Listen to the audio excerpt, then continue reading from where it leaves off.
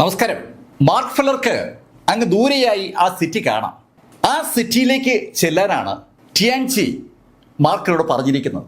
ആ സിറ്റിക്കുള്ളിൽ നിലവറയ്ക്കകത്തായി ആരോ ഉണ്ട്. അയാളെ രക്ഷിക്കുക എന്നുള്ളതാണ് മാർക്ക് ഫെല്ലറുടെ ദൗത്യം. ആ ദൗത്യം മാർക്കിനെ ഏൽപ്പിച്ചത് ടിയാൻജി ആണെങ്കിലും ടിയാൻജിയോട് ആ കാര്യം പറഞ്ഞിരിക്കുന്നത് സെയിന്റ് സൂഷിങ് ആണ്. ഹോളി റീജിയനിൽ വെച്ച് മാർക്കിനെ സംരക്ഷിച്ച അതേ സൂഷിങ് ഒരു കാര്യവുമില്ലാതെ ഒരു കാര്യം തന്നെ ഏൽപ്പിക്കില്ല എന്ന് മാർക്ക് നന്നായിട്ട് അറിയാം. മാർക്ക് നിൽക്കുന്ന സ്ഥലത്ത് നിന്ന് നോക്കുമ്പോൾ തന്നെ അങ്ങ് വിദൂരതയിൽ അതിശക്തമായ യുദ്ധം നടക്കുന്നത് കൃത്യമായിട്ട് കാണാൻ പറ്റുന്നുണ്ട്. പൊട്ടുപോലെയാണ് ആ യുദ്ധത്തിൽ പങ്കെടുക്കുന്ന ആളുകളെ കാണുന്നെങ്കിലും അവിടെ യുദ്ധം നടക്കുന്നു എന്നുള്ളത് വ്യക്തമാണ്. ശബ്ദവും മാർക്ക് നിൽക്കുന്ന ഭാഗത്ത് അലയടിച്ചെത്തുന്നുണ്ട്. ആ യുദ്ധം നടക്കുന്ന സിറ്റി വാളിന്റെ അടുത്തെത്തി ആ സിറ്റി വാളിനകത്ത് കടന്ന് നിലവറയ്ക്കുള്ളിൽ കടക്കണം.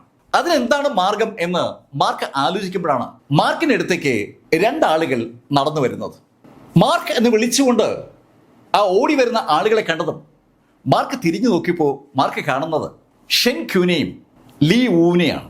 ഷെൻ ക്യൂന മാർക്കിനൊപ്പം ആ മിസ്റ്റി ഫോറസ്റ്റിനകത്തേക്ക് പോയ മിസ്റ്റീരിയൽ ഹെവൻലി സോഴ്സ് സെക്ഷന്റെ ഭാഗമായ സബ്സിഡറി സെക്ഷന്റെ ആളാണ്.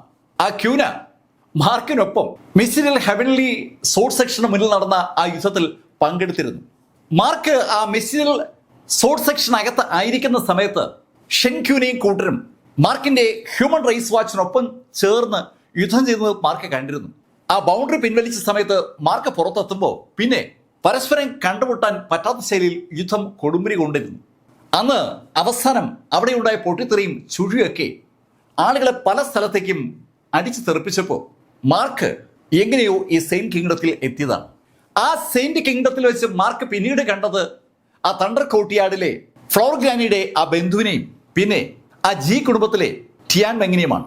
അതിനുശേഷം മാർക്ക് കണ്ടത് ആ നീ കുടുംബത്തിലെ എൽഡറെയാണ്. ഇപ്പൊ ഇതാ നാലാമത്തെ ഒരാളെ മാർക്ക് കാണുകയാണ്. മാർക്കിന് നേരത്തെ പരിചയമുള്ള ആളെ കാണുമ്പോൾ സ്വാഭാവികമായി ഒരു സന്തോഷം ഉണ്ടാവുമല്ലോ. ആ ഷെൻ ക്യൂനയ്ക്കൊപ്പം കണ്ട ആള് മാർക്കിനെ പരിചയപ്പെട്ടു. മാർക്ക്, ഞാനും മിസ്റ്റീരിയൽ ഹെവൻലി സോഴ്സ് സെക്ഷൻ എന്നാണ്. മാർക്കിന്റെ ആ യുദ്ധം ശരിക്കും ഇപ്പോഴും എൻ്റെ മനസ്സിലുണ്ട്. മാർക്ക് അത് ഞങ്ങളെ രക്ഷിക്കാൻ വേണ്ടി നടത്തിയ ആ യുദ്ധം ചരിത്രത്തിൽ രേഖപ്പെടുത്തേണ്ടതാണ്. അവന് മാർക്കിനെ കുറിച്ച് പറയാൻ 100 നാവ്. മാർക്ക് അവൻ അത്ഭുതത്തോടെ നോക്കി നിൽക്കുമ്പോൾ ക്യൂന മാർക്കിനോട് പറഞ്ഞു, മാർക്ക്, ഈ ലീവു ശരിക്കും നല്ലൊരു പോരാളിയാണ്, എപ്പോഴും നമുക്കൊപ്പമുള്ള ആളാണ്. അങ്ങനെ പറഞ്ഞിട്ട് ക്യൂന മാർക്കിനോട് ചോദിച്ചു, അല്ല മാർക്ക്, എന്താ പരിപാടി? ക്യൂന, ആ കാണുന്ന സിറ്റിയിലേക്ക് പോകാനാ എൻ്റെ പരിപാടി.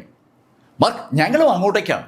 അങ്ങനെ ക്യൂന പറഞ്ഞതും ആ മൂവർ സംഘം സാവധാനം സിറ്റിയിലേക്ക് തിരിച്ചു.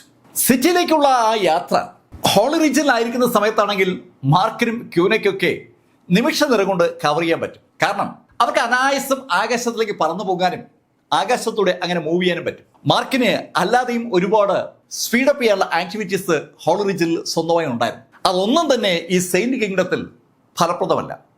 സെയിന്റ് കിങ്ഡത്തിൽ മാർക്കാണെങ്കിലും ക്യൂനയാണെങ്കിലും നടന്നാലേ അവിടെ എത്തും. ആ മൂവർ സംഘം ഏകദേശം ഒരു മണിക്കൂർ നടന്നപ്പോൾ അവര് ആ സിറ്റിക്ക് സമീപമെത്തി. അവിടെ നേരത്തെ ആ മലയുടെ മുകളിൽ നിന്ന് കണ്ട അതേ കാഴ്ച ആവർത്തിക്കപ്പെടുകയാണ്. ശരിക്കും ഭയാനകമായ യുദ്ധമാണ് അവിടെ നടക്കുന്നത്. ആ യുദ്ധത്തിൽ 2 ടീമുകൾ സിറ്റി വാള് നിയന്ത്രിക്കുന്ന ആളുകളെ നേരിടുകയാണ്. ആ 2 ടീമിനെയും മാർക്കും ക്യൂനയും ആ ഊവും കണ്ടു. ലീവു മാർക്കിനോട് പറഞ്ഞു, മാർക്ക്, മോൺസ്റ്റേഴ്സും അതുപോലെ ഡീമൻസും ഒരുമിച്ച് ചേർന്ന് സിറ്റിയെ ആക്രമിക്കുകയാണല്ലോ. ലീവു കണ്ടെത്തിയ അതേ കാര്യം ക്യൂനയും മാർക്കും കണ്ടു കഴിഞ്ഞതാണ്. അതുകൊണ്ട് തന്നെ അവർ രണ്ടുപേരും ആ കമന്റിന് മറുപടി ഒന്നും പറഞ്ഞില്ല. അവരുടെ കണ്ണുകൾ ആ സിറ്റിയിലേക്ക് തന്നെയാണ്. മാർക്ക് ക്യൂനോട് പറഞ്ഞു, ക്യൂന, എനിക്ക് സിറ്റിക്കകത്ത് കയറിയേ പറ്റൂ. മാർക്ക്, അങ്ങനെയാണെങ്കിൽ ഞങ്ങൾ രണ്ടുപേരും മുന്നോട്ട് പോകാം. മാർക്ക്, സിറ്റിക്കകത്ത് കയറാൻ എന്താണ് മാർഗം നോക്ക്. ശരിക്കും ആ സിറ്റിക്കകത്തേക്ക് കയറണമെങ്കിൽ അവിടെയുള്ള ആ സിറ്റി വാളിലെ ഗേറ്റ് കടന്നു വേണം കയറാൻ, അല്ലെങ്കിൽ സിറ്റി വാളിന്റെ മുകളിലേക്ക് വലിഞ്ഞു കയറണം. മാർക്കിന് ഇപ്പോൾ ഒരു കാര്യം വ്യക്തമാണ്. ആ സിറ്റി വാളിന്റെ പടിഞ്ഞാറൻ ഭാഗത്ത് ശക്തമായ യുദ്ധം നടക്കുകയാണ്. അതിശക്തമായ യുദ്ധം. ആചാരബാഹുക്കളായ മോൺസ്റ്റേഴ്സും ഡീമനുകളും അതിശക്തമായി ആ പടിഞ്ഞാറൻ വാതിൽ ലക്ഷ്യമിട്ട് ആക്രമിക്കുകയാണ്. അത് കണ്ട മാർക്ക് ക്യൂനോട് പറഞ്ഞു, ക്യൂന, ഞാൻ ഈസ്റ്റേൺ സൈഡിലേക്ക് ചെല്ലാം, നിങ്ങൾ എന്താന്ന് വെച്ചാൽ യുക്തമായി ചെയ്യും. അങ്ങനെ മാർക്ക് പറഞ്ഞതിന് ശേഷം മാർക്ക് ആ കിഴക്ക് ഭാഗത്തേക്ക് നടന്നു പോകുന്ന മാർക്കിനെ നോക്കിയിട്ട് ഷീനയും ലീ ഊവും നേരെ പോയത് വടക്ക് ഭാഗത്താണ്. ശരിക്കും 4 ഗേറ്റുകളല്ല അവിടെ ഉള്ളത്. ആ സിറ്റിക്ക് 9 ഗേറ്റുകളുണ്ട്. 9 വാതിലുകളുള്ള സിറ്റി എന്നാണ് ആ സിറ്റി അറിയപ്പെടുന്നത് തന്നെ. കൂറ്റൻ വാതിലുകളാണ്. അതിലെ കിഴക്ക് ഭാഗത്തുള്ള വാതിലിനടുത്തേക്കാണ് മാർക്കിന്റെ യാത്ര. മാർക്ക് ആ യാത്ര നടത്തുന്നതിനിടയിൽ മാർക്കിന് ഡീമനുകളുടെ ഒരു ചെറു സംഘവുമായി ഏറ്റുമുട്ടേണ്ടി വന്നു. ആ ഡീമനുകളെ ഒരു പരുവത്തിൽ മാർക്ക് അമർച്ച ചെയ്ത് ആ സിറ്റി വാളിന്റെ സമീപം എത്തിയതും സിറ്റി വാളിന്റെ മുകളിൽ പടച്ചട്ട അണിഞ്ഞു നിൽക്കുന്ന ഭടന്മാർ മാർക്കിനെ കണ്ടു. ആ ഭടന്മാർ മാർക്കിനെ കണ്ടതും അതിലൊരാൾ മാർക്കിനെ അറ്റാക്ക് ചെയ്യാൻ ശ്രമിച്ച സമയത്ത് ആ ഭടന്മാരുടെ പുറകിൽ നിന്ന് ഒരു കമാൻഡോ മുന്നിലേക്ക് വന്നിട്ട് ആ ഭടന്മാരോട് പറഞ്ഞു, ഏയ് അത് ഡീമനൊന്നുമല്ല, അവനെ മുകളിലേക്ക് കയറ്റി. അങ്ങനെ ആ കമാൻഡോ പറഞ്ഞതും മുകളിൽ നിന്ന് ശരിക്കും വലിയൊരു കുട്ട പോലെ സംവിധാനം താഴേക്ക് ഇറങ്ങി വന്നു. മാർക്ക് ആ കോട്ടയുടെ കിഴക്ക് വശത്തുള്ള വാതിലിന്റെ അടുത്ത് എത്തുന്നതിന് മുന്നേ മതിലിലൂടെ ഒരു കുട്ട മാർക്കിനടുത്തേക്ക് താഴ്ന്നു വന്നതാണ്. മാർക്ക് ആ കുട്ടയ്ക്കകത്തേക്ക് കയറി. മാർക്കിനെ മുകളിലുള്ള ഭടന്മാർ വലിച്ച് മുകളിലേക്ക് കയറ്റി. കോട്ടയുടെ മുകളിലേക്ക് കയറിയപ്പോഴാണ് മാർക്കിന് ശരിക്കും നടക്കുന്ന സംഭവത്തിന്റെ ഒരു വ്യാപ്തി മനസ്സിലായത്. ആ കോട്ടയുടെ മുന്നിൽ കടല് പോലെ മോൺസ്റ്റേഴ്സിന്റെയും അതുപോലെ ഡീമൺസിന്റെയും ഒരു സേന എത്തിയിട്ടുണ്ട്. അവരെ അതിശക്തമായി തന്നെ നേരിടുകയാണ് കോട്ടയ്ക്ക് മുന്നിലുള്ള സിറ്റി സോൾജേഴ്സ് എല്ലാം ആയുധധാരികളും കവചങ്ങൾ ധരിച്ചവരുമാണ്.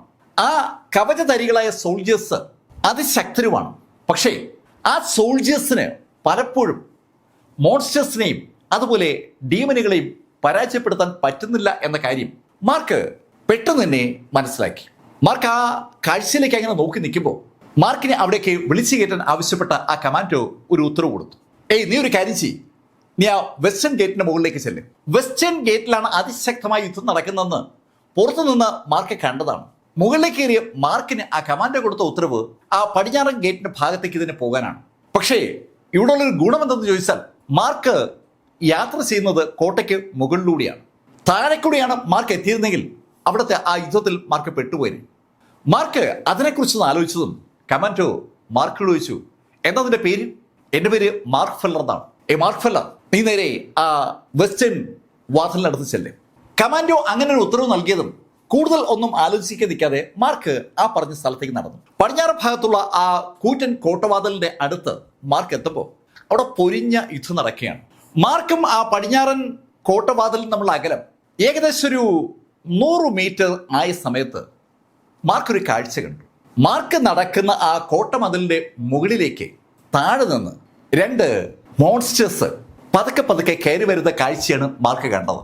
മാർക്ക് ആ മതിലിൽ കൂടെ കയറി വരുന്ന ആ കൂറ്റൻ കറുത്ത ജീവികളെ അമ്പരപ്പോടെ ഒന്ന് നോക്കി പോവുകയാണ്.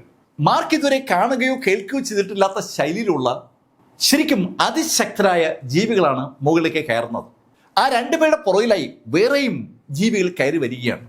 ആ ജീവികൾക്ക് മനുഷ്യന്മാരുടെ ഒരു കട്ടുണ്ട്, പക്ഷേ മനുഷ്യരെക്കാൾ നല്ല പൊക്കവും അതുപോലെ ശരീരവുമുണ്ട്.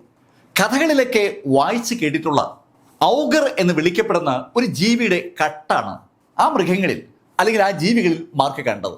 ആ ജീവികൾ മതിലിന്റെ മുകളിലേക്ക് വരുന്ന കാഴ്ച മാർക്ക് മാത്രമല്ല കണ്ടത്, ഈ കോട്ടയം മുഴുവൻ കവർ ചെയ്ത് നിൽക്കുന്ന ഭടന്മാരും ആ കാഴ്ച കണ്ടു. ആ കാഴ്ച കണ്ടതും 2 ഭാഗത്തു നിന്നുമായി ഒത്തിരിയേറെ ഭടന്മാർ അതിവേഗം അവിടേക്ക് ഓടിയെത്തി. മുകളിലേക്ക് പാഞ്ഞു കയറുന്ന ആ ഔഗറുകൾക്ക് നേരെ കോട്ടയുടെ മുകളിൽ നിന്നുകൊണ്ട് ആ ഭടന്മാർ കയ്യിലുള്ള ആയുധങ്ങൾ ഉപയോഗിച്ച് അറ്റാക്ക് ചെയ്യുമ്പോഴേക്കും 1-2 ഔഗറുകൾ മതിലിന്റെ മുകളിലേക്ക് ജമ്പ് ചെയ്ത് എത്തുകയും ചെയ്തു. ഔഗറുകൾ മുകളിലെത്തിയതും അവരെ എതിരിട്ട ഭടന്മാർ ശരിക്കും ആ ഔഗറുകൾക്ക് എതിരാളികളെ അല്ല എന്ന ഒരു ഞെട്ടിക്കുന്ന യാഥാർത്ഥ്യം മാർക്ക് പെട്ടെന്ന് മനസ്സിലാക്കുകയാണ്. മുകളിലേക്ക് ചാടി വീണ ഔഗറിന്റെ വലത് കൈ തന്നെ ആക്രമിച്ച ആ സോൾജറുടെ കഴുത്തിൽ അമരുന്നത് മാർക്ക് കണ്ട ആ നിമിഷത്തിൽ മാർക്ക് ആ ശബ്ദവും കേട്ടു. ആ പട്ടളക്കാരന്റെ പടച്ചട്ട ഉൾപ്പെടെ കഴുത്ത് ഞെരിയുന്ന ശബ്ദം. ആ പട്ടളക്കാരൻ ഞെരിഞ്ഞമർന്നതും ആ ഔഗർ പട്ടളക്കാരനെ വലത്തേക്ക് വലിച്ചൊരേറി. മാർക്ക് അമ്പരന്ന് നിൽക്കുമ്പോൾ അയാളുടെ ഇടത് കൈ ഇടതുവശത്തുള്ള ഒരു പട്ടളക്കാരനെ പിടിച്ചു കഴിഞ്ഞു. അയാളെയും ശരിക്കും ഒറ്റ ഞെരിപ്പിന് ആ ഔഗർ ഇല്ലാതാക്കി. ഔഗറിന്റെ കയ്യിൽ പെടുന്ന ആരും ആ നിമിഷം കൊല്ലപ്പെടുകയാണ്. ഇടതുവശത്ത് കൊല്ലപ്പെട്ട ആളുടെ ബോഡിയും ആ ഔഗർ വലിച്ചെറിഞ്ഞു. ശരിക്കും അയാൾ ഒരു താണ്ഡവം നടത്തുകയാണ്. ആ ആളെ മനുഷ്യരുമായിട്ട് കമ്പയർ ചെയ്യാനേ പറ്റില്ല. അത് എതിരിടുന്ന ആളുകളൊക്കെ നിമിഷ നേരം കൊണ്ട് തീരുകയാണ്. മാർക്ക് ഫെല്ലർ ശരിക്കും സ്തംഭിച്ച് നിൽക്കുകയാണ്. അപ്പോഴാണ് പുറകിലുള്ള കമാൻഡറുടെ ശബ്ദം മാർക്ക് കേൾക്കുന്നത്. മാർക്ക്, അവനാ ടേക്കി. മാർക്കിനെ ആ ഈസ്റ്റേൺ ഗേറ്റിന്റെ അടുത്തുനിന്ന് പടിഞ്ഞാറൻ ഗേറ്റിലേക്ക് പറഞ്ഞു വിട്ട അതേ കമാൻഡോയാണ് മാർക്കിന് ഉത്തരവ് കൊടുത്തത്. മാർക്ക് ആ ഉത്തരവ് കേട്ടതും ചുറ്റും നോക്കിയപ്പോൾ മാർക്കിന്റെ കണ്ണിൽ പെട്ടത് നേരത്തെ തെറിച്ചു വീണ ആ പട്ടാളക്കാരന്റെ കയ്യിലെ കത്തിയാണ്. ഏകദേശം ഒരു കൈമുഴം നീളമുള്ള ഒരു അടിപൊളി കത്തി ആ പട്ടാളക്കാരന്റെ കയ്യിലുണ്ട്. മാർക്ക് അയാളുടെ ആ കത്തിയും എടുത്തുകൊണ്ട് ഒന്ന് മുന്നോട്ട് കുതിച്ചു. മാർക്ക് ഇതുവരെ നേടിയ കരുത്ത് മുഴുവൻ മാർക്കിന്റെ കാലുകളിലേക്ക് മാർക്ക് സംക്രമിപ്പിച്ചതും മാർക്കിന്റെ വേഗതയും കൂടി. ആ ഔഗർ തന്റെ തൊട്ടുമുള്ള പട്ടാളക്കാരുമായി അങ്ങനെ ഏറ്റുമുട്ടിക്കൊണ്ടിരിക്കുമ്പോൾ മാർക്ക് ഫെല്ലർ അതിനിടയിലൂടെ പാഞ്ഞു വന്ന് ആ ഔഗറുടെ പുറത്ത് ചവിട്ടി ചാടി ഉയർന്ന് ആ കത്തി കൊണ്ട് ഔഗറുടെ കഴുത്തിൽ ഒരു ഒറ്റ വെട്ട്. ശരിക്കും ഔഗർക്ക് എന്താണ് തന്റെ പുറത്തൂടെ കടന്നു പോയെന്ന് മനസ്സിലാക്കാനുള്ള സമയം പോലും കിട്ടിയില്ല. അതിനു മുമ്പേ മാർക്ക് ആ ഔഗറുടെ പുറത്ത് സ്റ്റെപ്പുകൾ ചവിട്ടിക്കയറും പോലെ ചാടിക്കയറി കഴുത്തിൽ വെട്ടി ചാടി മറിഞ്ഞിരുന്നു. മാർക്കിന്റെ ആ ഒറ്റ വെട്ടിൽ ആ കഴുത്ത് മുറിഞ്ഞതും ആ ഔഗർ ഒന്ന് അലറി. ആ ഔഗർ ഒന്ന് അലറുമ്പോൾ ചുറ്റും നിന്ന ആ പട്ടാളക്കാർ ഒന്നടങ്കം തെറിക്കുകയും ചെയ്തു. ശരിക്കും ഭ്രാന്തമായ ഒരു ശക്തി ആ ഔഗർക്ക് ആ നിമിഷം വന്നുവെന്ന് അതിൻ്റെ ആ അലർച്ച വിളിച്ചു പറയുകയാണ്. ഒറ്റവെട്ടിന് ആ ഔഗറെ അവസാനിപ്പിച്ചാൽ അതായിരിക്കും നല്ലതെന്ന് അറിയാവുന്നതുകൊണ്ടാണ് മാർക്ക് ഫെല്ലർ കിട്ടിയ അവസരം ഉപയോഗിച്ച് ആ ഔഗറെ ആ ശൈലിയിൽ അറ്റാക്ക് ചെയ്തത്. പക്ഷെ മാർക്കിന്റെ പ്രതീക്ഷ തെറ്റിച്ചുകൊണ്ട് ആ ഔഗർ വീണിട്ടില്ല. അയാളുടെ കഴുത്ത് പൂർണ്ണമായും മുറിഞ്ഞിട്ടില്ലെന്ന് അർത്ഥം. തന്നെ കഴുത്തിൽ വെട്ടിയ ആളെ തിരിച്ചറിയാനായിട്ട് ആ ഔഗർ ഇടതുവശത്തേക്ക് തിരിഞ്ഞതും വലത്തേക്ക് ഔഗറുടെ പുറകിലൂടെ മാറിയ മാർക്ക് ഫെല്ലർ വീണ്ടും ആ ഔഗറുടെ പുറത്ത് ചാടിക്കേറി മറുഭാഗത്ത് ആഞ്ഞൊരൊറ്റ വെട്ട്. ഈ സമയത്ത് മതിലിന് മുകളിലേക്ക് മറ്റു രണ്ട് ഔഗറുകളും പാഞ്ഞു കയറിയിരുന്നു. ആ ഔഗറുകൾ തങ്ങളെ കൂട്ടത്തിൽ ഒരു ഔഗറിനെ വെട്ടി വീഴ്ത്തുന്ന മാർക്ക് ഫെല്ലറെ കാണുകയും ചെയ്തു. ആ കാഴ്ച കണ്ട ഔഗറുകൾ മുന്നോട്ട് കുതിക്കുമ്പോൾ വീണ ആ ഔഗറിന്റെ ബോഡിയിൽ നിന്ന് ഒരു സോൾ എനർജി അതിവേഗതയിൽ മാർക്കിന്റെ ബോഡിയിലേക്ക് ഇരച്ചു കയറി. ആ സെയിന്റ് കിങ്ഡത്തിലെ ഏറ്റവും വലിയ പ്രത്യേകത അതാണ്. എതിരാളിയെ കൊലപ്പെടുത്തുമ്പോൾ ആ എതിരാളിയുടെ സെയിന്റ് പവർ ആരാണോ കൊലപ്പെടുത്തുന്നത് അയാളിലേക്ക് ഇരച്ചു കയറും. മാർക്കിന് തന്റെ ബോഡിക്കുള്ളിലേക്ക് ആ എനർജി ഇരച്ചു കയറുന്നത് കൃത്യമായി കാണാം. പക്ഷെ ആ ഇരച്ചു കയറുന്ന എനർജി ചാനലൈസ് ചെയ്യാനുള്ള സമയമൊന്നും മാർക്കിന് ഇല്ല എന്നതാണ് സത്യം. കാരണം കണ്ണടച്ച് തുറക്കുന്ന വേഗതയിൽ ആ രണ്ട് ഔഗറുകളും മാർക്കിനെ ലക്ഷ്യമിട്ട് കുതിച്ചു കഴിഞ്ഞു. മാർക്കിന്റെ അടുത്തേക്ക് ആ ഔഗറുകൾ കുതിച്ചു പാഞ്ഞു വരുമ്പോൾ മാർക്ക് ശരിക്കും ഒരു ജീവൻ വന്ന പോരാട്ടത്തിന് വേണ്ടി തന്റെ കത്തിയുമായി മുന്നോട്ട് കുതിക്കാൻ പോയ ആ നിമിഷത്തിൽ വലത് ഭാഗത്തൂടി വന്ന ആ ഔഗറുടെ മുകളിൽ അതിശക്തമായ ഒരു സോഡ് ലൈറ്റ് കടന്നു പോകുന്നത് മാർക്ക് കണ്ടു. ശരിക്കും സോഡ് ലൈറ്റ് എന്ന് പറയാൻ കഴിയില്ല, സോഡ് തന്നെയാണ് കടന്നത്. ആ സോഡിനൊപ്പം ആചാരബാഹുവായ സുന്ദരനായ ഒരു ചെറുപ്പക്കാരനെ മാർക്ക് കണ്ടു. അവന്റെ വലത് കൈയിലെ ആ വാള് ആ ഔഗറിന്റെ വലത് ഷോൾഡർ മുതൽ ഇടത് ഭാഗത്തേക്ക് തിരശ്ചീനമായി കടന്നു പോയിരിക്കുകയാണ്. ശരിക്കും ആ ബോഡിയെ രണ്ടായി പിളർത്തുകൊണ്ട് ആ വ്യക്തിയുടെ വാള് കടന്നു പോയതും ആ വ്യക്തി താഴെ ലാൻഡ് ചെയ്തു. മാർക്കിന്റെ തൊട്ടടുത്തായി. അയാൾ മാർക്കിന്റെ തൊട്ടടുത്ത് എത്തിയതും രണ്ട് കൈകൊണ്ടും ആ വാളങ്ങനെ പിടിക്കുകയാണ്. ശരിക്കും അയാളുടെ കയ്യിലിരിക്കുന്നത് ഒരു വാളാണെന്ന് പറയാൻ കഴിയില്ല, ഒരു നീളമുള്ള കത്തി, അത്ര വലിപ്പമുള്ള ആ വാളിന്. ആ സോഡ് അയാളങ്ങനെ പിടിക്കുമ്പോൾ മാർക്കും അയാളെ പോലെ തൊട്ടടുത്ത് നിൽക്കുകയാണ്. ഇപ്പോൾ അവരുടെ തൊട്ടു മുന്നിൽ ആ മുറിവേറ്റ ഔഗറും അതിന് സപ്പോർട്ട് ചെയ്തുകൊണ്ട് മറ്റൊരു ഔഗറുമുണ്ട്. ആ രണ്ട് ഔഗറുകളുടെയും കണ്ണുകൾ വളരെ തീക്ഷ്ണതയോടുകൂടി മാർക്കിനെയും മാർക്കിനൊപ്പമുള്ള ആളെ നോക്കുകയാണ്. മാർക്ക് ആ അപരിചിതനോട് പറഞ്ഞു, ഞാൻ ആ ഇടതുവശത്ത് നിൽക്കുന്നതിനെ ശ്രദ്ധിക്കാം, നിങ്ങൾ വലതുവശത്തുള്ളത് നോക്കിക്കൂ. അങ്ങനെ മാർക്ക് പറഞ്ഞതും ആ വ്യക്തി മാർക്കിനോട് പറഞ്ഞു, ഓക്കെ മാർക്ക്, ഓക്കെ മാർക്ക് എന്ന് അയാൾ പറയുമ്പോൾ മാർക്ക് മുന്നോട്ട് കുതിച്ചു കഴിഞ്ഞു. മുന്നോട്ട് കുതിക്കുന്നതിനിടയിൽ മാർക്കിന്റെ മനസ്സിൽ അയാൾ പറഞ്ഞ ആ വേർഡ് കടന്നു വരികയും ചെയ്തു, ഓക്കെ മാർക്ക്. തന്നെ പരിചയമുള്ള ഒരാളാണ് തനിക്കൊപ്പം ആ അറ്റാക്കിലുള്ളെന്ന് ആ നിമിഷം ഒരു ബോധ്യം മാർക്കിനുണ്ടായി. അത് മാർക്കിന്റെ ഉള്ളിലെ ആവേശം കൂട്ടി. മാർക്കിനെ പരിചയമുള്ളതുപോലെ സംസാരിച്ച വ്യക്തിയും ഒരുമിച്ച് ആ രണ്ട് ഔഗറുകളെ നേരിട്ടു. ആ നിമിഷത്തിൽ പല ഭാഗത്തുനിന്നായി സോൾജേഴ്സ് ഓടിയെത്തി. സോൾജേഴ്സും മാർക്കും ആ അപരിചിതനും കൂടി ആ ഔഗറുകളെ തലങ്ങും വിലങ്ങും ആക്രമിച്ചപ്പോൾ ഏതാനും മിനിറ്റുകൾ കഴിഞ്ഞതും ആ ഔഗറുകൾ രണ്ടും വീണു. ശരിക്കും ആ രണ്ട് ഔഗറുകളും കൊല്ലപ്പെടാറായതും മാർക്ക് ഫെല്ലർ ആ ആളോട് പറഞ്ഞു, സുഹൃത്തെ, നിങ്ങൾ ഔഗറിനെ കൊന്നു. ഔഗറിന്റെ പുറത്ത് തലങ്ങും വിലങ്ങും മാർക്കാണ് വെട്ടിയത്. എന്നാലും മാർക്ക് അയാൾക്ക് ആ അവസരം കൊടുത്തതും അയാള് ചിരിച്ചുകൊണ്ട് തൻ്റെ കയ്യിലിരുന്ന ആ നീളമുള്ള കത്തി ഉപയോഗിച്ച് ആ ഔഗറിന്റെ തല ഒറ്റവെട്ടിന് മുറിച്ചങ്ങ് മാറ്റി. ശരിക്കും ആ ഔഗർ വല്ലാതെ പരിക്കേറ്റ് അവശനിലയിൽ ആയിരുന്നതുകൊണ്ട് അതിവേഗം ആ ഔഗറിന്റെ തല അറുക്കാൻ ആ അപരിചിതന് പറ്റി. തല അറുത്ത ആ നിമിഷത്തിൽ ആ ഔഗറിന്റെ ബോഡിയിൽ നിന്ന് സെയിന്റ് എനർജി ആ അപരിചിതന്റെ ബോഡിയിലേക്ക് അങ്ങനെ ഇടിച്ചു കയറുകയാണ്. മാർക്കിന് അറിയാം അത് അങ്ങനെ സംഭവിക്കുന്നു. അടുത്ത ഔഗറിനെ കൊന്നത് മാർക്കാണ്. സ്വാഭാവികമായിട്ടും ആ എനർജി മാർക്കിനും കിട്ടി. മുകളിലേക്ക് കയറിയ 3 ഔഗറുകളെയും പുതുതായി വന്ന 2 യോദ്ധാക്കൾ അവസാനിപ്പിച്ചപ്പോൾ മുകളിലുള്ള സോൾജേഴ്സ് അവരോട് പറഞ്ഞു, ഓക്കെ, നിങ്ങൾ രണ്ടുപേരും ശരിക്കും ഒരു ജോഡിയായിട്ട് നന്നായിട്ടാണ് അറ്റാക്ക് ചെയ്തത്, നിങ്ങൾ ഇത് കീപ്പ് ചെയ്യണേ. അങ്ങനെ പറഞ്ഞിട്ട് ആ സോൾജേഴ്സ് വീണ്ടും കോട്ടമതിലിന്റെ മുകളിലേക്ക് ഓടി. മാർക്ക് ഫെല്ലർ തന്റെ അടുത്ത് നിൽക്കുന്ന ആ അപരിചിതനെ ഒന്ന് നോക്കിയതും അയാൾ മാർക്കിനോട് പറഞ്ഞു, മാർക്ക്, എന്നെ ലോർഡ് ടിയാൻജിയാണ് ഇവിടേക്ക് അയച്ചത്. നിനക്കൊപ്പം ഉണ്ടാകണമെന്ന് എന്നോട് അദ്ദേഹം എടുത്തു പറഞ്ഞിട്ടുണ്ട്. എൻ്റെ പേര് ജു ഊവേ എന്നാണ്. മാർക്ക്, നീ എന്നെ ഊവേ എന്ന് വിളിച്ചാൽ മതി. ഒരു രസകരമായ പേര്. അവർ തോന്നലാണ് മാർക്കിന് ആ പേര് കേട്ടപ്പോൾ ഉണ്ടായത്. ഊവേ, ടിയാൻജി നിങ്ങളെ എന്നെ സഹായിക്കാൻ വേണ്ടിയാണ് അയച്ചത്. മാർക്ക്, അദ്ദേഹം എന്ത് പറഞ്ഞാലേ ഞാൻ ചെയ്യും. എൻ്റെ ഗുരുനാഥനാണ് ടിയാൻജി. ടിയാൻജിയാണ് മാർക്കിനെ ആ കോട്ടയിലേക്ക് പോകണമെന്ന് പറഞ്ഞ വ്യക്തി. അതേ ടിയാൻജി മാർക്കിന് ഒരു വില്ലും കൊടുത്തിട്ടുണ്ട്. ആ വില്ല് ഇതുവരെയും മാർക്ക് ആ കോട്ടയ്ക്ക് മുകളിൽ വന്നതിന് ശേഷം ഉപയോഗിച്ചിട്ടില്ല. ആ ടിയാൻജി ഇത് ഒരാളെ കൂടി തനിക്ക് സഹായത്തിനായി അയച്ചിരിക്കുകയാണ്. എന്തായാലും ആ ഊവയുടെ ആ സോഡ് ഉപയോഗിച്ചുള്ള അറ്റാക്ക് സ്ട്രെങ്ത് മാർക്കിന് ശരിക്കും ഒരു അതിശയം ഉണ്ടാക്കി. മാർക്ക് ഊവയോട് ചോദിച്ചു, അല്ല ഊവേ, നിങ്ങൾക്ക് ഈ സോഡ് ശരിക്കും നന്നായിട്ട് വഴങ്ങുന്നുണ്ടല്ലോ. അതെ മാർക്ക്, ഞാൻ ഹോളി റീജിയനിലായിരുന്ന സമയത്ത് ഞാനൊരു നല്ല സോഡ്മാൻ ആയിരുന്നു. മാർക്ക്, നിനക്കൊപ്പം ഞാനും ആ മിസ്റ്റീരിയസ് ഹെവൻലി സോഡ് സെക്ഷനിൽ നേരെ നടന്ന അറ്റാക്കിൽ അവരെ സഹായിക്കാനായി ഉണ്ടായിരുന്നു.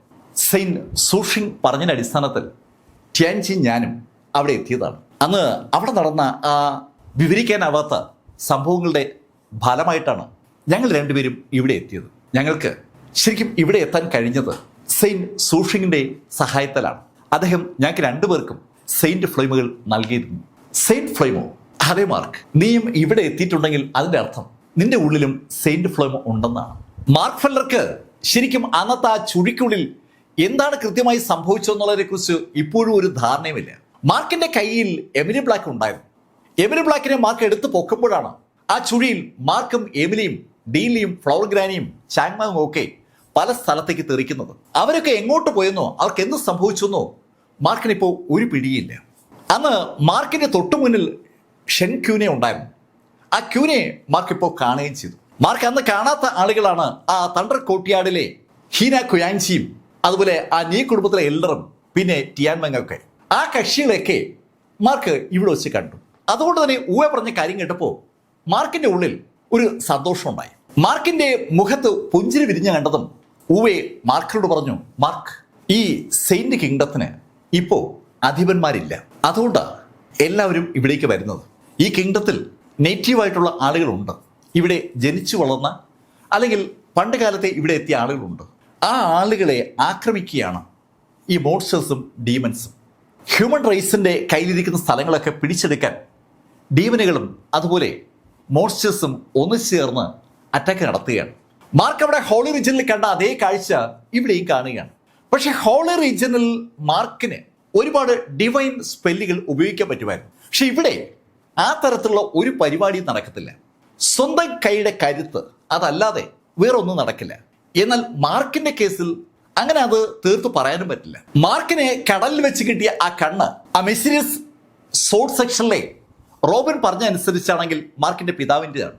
ആ കണ്ണിന്റെ സെക്കൻഡ് ലെവൽ ആക്ടിവേറ്റ് ചെയ്ത ആ നിമിഷം മുതൽ മാർക്കിന് ആ കണ്ണിനെ ദൂരസ്ഥലം കാണാനും ലെയറുകൾ തിരിക്കാനും സ്ലോ മോഷനിൽ ഓരോ കാര്യങ്ങൾ അനലൈസ് ചെയ്യാനും മാത്രമല്ല അതിനൊരു പവർഫുൾ ടൂളാക്കാനും പറ്റിയിട്ടുണ്ട്. ശരിക്കും ആ കണ്ണിൽ നിന്ന് തറപ്പിച്ച് മാർക്ക് എവിടേക്കെങ്കിലും നോക്കിയാൽ ആ കണ്ണിൽ നിന്ന് ഒരു പ്രകാശം മുന്നിലേക്ക് പായും. മാർക്കിന്റെ എൻറ്റയർ ഊർജവും ആ കണ്ണ് വഴി പുറത്തേക്ക് ഒരു ആരോ പോലെ പായുന്നതാണ്. അതിന് അതിശക്തരായ ശത്രുക്കളെ തകർക്കാനുള്ള കപ്പാസിറ്റി ഉണ്ട്. അത് മാർക്കിൽ ഇപ്പോൾ വർക്കിംഗ് കണ്ടീഷനിലാണ്. രണ്ടാമത്തെ കാര്യം, മാർക്കിൽ വർക്കിംഗ് ആയിരിക്കുന്നത് ആ സീൽ ഓഫ് ഹെവൻ റിട്ടേണിംഗ് ആണ്. സീൽ ഓഫ് ഹെവൻ റിട്ടേണിങ്ങും സീൽ ഓഫ് ഹാർട്ട് റിട്ടേണിങ്ങും മാർക്കിന്റെ ബോഡിയിലുണ്ട്. ആ സീൽ ഓഫ് ഹാർട്ട് റിട്ടേണിംഗ് മാർക്കിന്റെ ബോഡിയിലേക്ക് ലയിച്ചു ചേർന്നത് ആ വാട്ടർ ഗോഡ് വഴിയാണ്. ആ മിസ്റ്റി ഫോറസ്റ്റ് വെച്ചാണ് അങ്ങനെ സംഭവിക്കുന്നത്. എന്നാൽ സീൽ ഓഫ് ഹെവൻ റിട്ടേണിംഗ് മാർക്കിന്റെ ബോഡിയിൽ ലയിച്ചു ചേരുന്നത് മാർക്ക് ആ മിസ്റ്റീരിയസ് ഹെവൻലി സോൾ സെക്ഷനിൽ മടങ്ങിയെത്തിയതിനു ശേഷം സെയിന്റ് ചെൻ ഷുവാങ്ങിനെ കണ്ടപ്പോഴാണ്. അദ്ദേഹം മഴവിൽ നിറത്തിലുള്ള ഒരു ഗ്ലോബ് മാർക്കിന്റെ ബോഡിയിലേക്ക് പതുക്കെ സ്പ്രെഡ് ചെയ്യിപ്പിച്ചപ്പോൾ അത് മാർക്കിന്റെ ഉള്ളിൽ ഒരു പ്രൊട്ടക്ഷൻ ഉണ്ടാക്കിയിരുന്നു. മാർക്കിന് ആ സമയത്ത് തന്റെ ശക്തി കൂടിയെന്ന് തോന്നിയതല്ലാതെ യഥാർത്ഥത്തിൽ എന്താണ് സംഭവിച്ചതെന്നതിനെ കുറിച്ച് വ്യക്തമായ ഒരു ധാരണ ഇതുവരെയും ഉണ്ടായിട്ടില്ല. ആ സമയത്ത് ചെൻ ഷുവാങ് ശരിക്കും മാർക്കിന്റെ ഉള്ളിലേക്ക് ഒരു സെയിന്റിന്റെ ഹാർട്ടാണ് അയച്ചിരിക്കുന്നത്. അങ്ങനെയുള്ള 81 ഹാർട്ടുകൾ അതാണ് ആ 10,000-കണക്കിന് സെയിന്റ് ഫ്ലെയിമിനകത്ത് ചെൻ ഷുവാങ് ഒളിപ്പിച്ചത്. ആ 81 ഹാർട്ടുകൾ ആര് സ്വന്തമാക്കൂ അവരാണ് നാളെ ആ കിങ്ഡത്തിന്റെ അധിപൻ. ഊവെ പറഞ്ഞ കാര്യങ്ങളും മാർക്ക് അറിഞ്ഞ കാര്യങ്ങളും കൂട്ടി ആലോചിച്ചപ്പോൾ മാർക്കിന് കഥ ഏതാണ്ട് മനസ്സിലാകുന്നുണ്ട്. ഈ മോൺസ്റ്റേഴ്സും ഡീമൺസും ആ നേറ്റീവ്സും അവിടേക്ക് വന്നുകൊണ്ടിരിക്കുന്ന പുതിയ ആളുകളും എല്ലാവരും ശ്രമിക്കുന്നത് ആ 81 ഹാർട്ടുകൾ സ്വന്തമാക്കാനാണ്. അതിൽ ഒരു ഹാർട്ട് ഇപ്പോൾ മാർക്കിന്റെ ഉള്ളിലുണ്ട്. അത് ചെൻ ഷുവാങ് അറിഞ്ഞ് മാർക്കിന് നൽകിയിരിക്കുന്നതാണ്. ആ കിങ്ഡത്തിന്റെ യഥാർത്ഥ അധിപൻ അറിഞ്ഞു നൽകിയ ആ ഹാർട്ട് അത് മാർക്കിന് ഒരുപാട് ഗുണമാണെന്ന് ഈ കഴിഞ്ഞ ദിവസങ്ങളിൽ മാർക്ക് സ്വയം മനസ്സിലാക്കിയിട്ടുണ്ട്. ഈ രണ്ട് സംഭവങ്ങൾ ഒഴിച്ചാൽ മാർക്കിന് ഡിവൈൻ ആയിട്ടുള്ള ഒരു ആയുധങ്ങൾ ഉപയോഗിക്കാൻ പറ്റില്ല. അത് മാർക്കിന് അറിയാം. മാർക്കും ഊവയും അങ്ങനെ സംസാരിച്ചുകൊണ്ടിരിക്കുമ്പോഴേക്കും പെട്ടെന്നാണ് ആ മതിലിന് മുകളിൽ ഒരു ഓളം ഉണ്ടായത്. ഒരു ഡസനിലധികം ജീവികൾ പല സ്ഥലത്തുനിന്നായി ആ മതിലിന് മുകളിലേക്ക് പാഞ്ഞ് കയറിയതിന്റെ ഓളമാണ് അവിടെ ഉണ്ടായത്.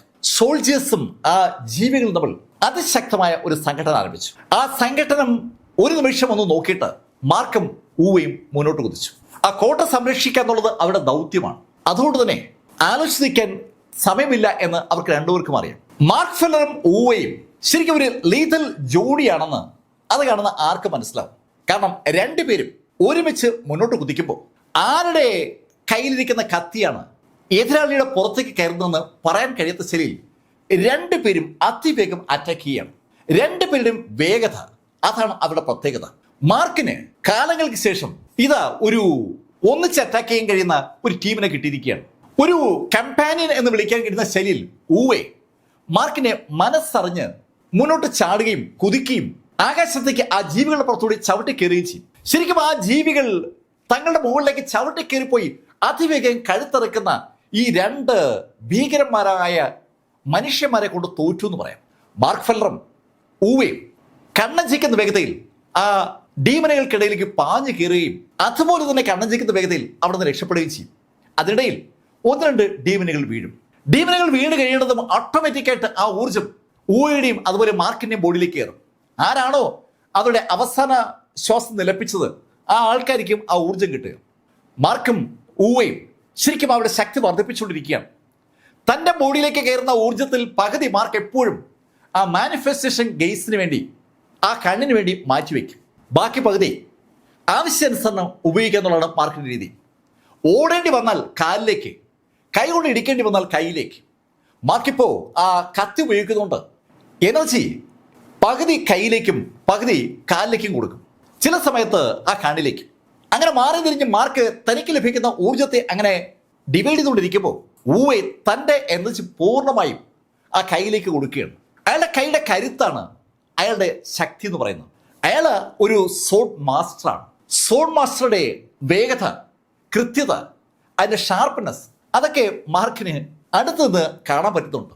മാർക്ക് ബ്രൂട്ടൽ ഫോഴ്സ് ഉപയോഗിച്ചാണ് അറ്റാക്ക് ചെയ്യുന്നത്. പക്ഷെ ഊവ അതല്ല. ഊവെ ശരിക്കും ഒരു എക്സ്പെർട്ട് സോഡ്മാനാണ്.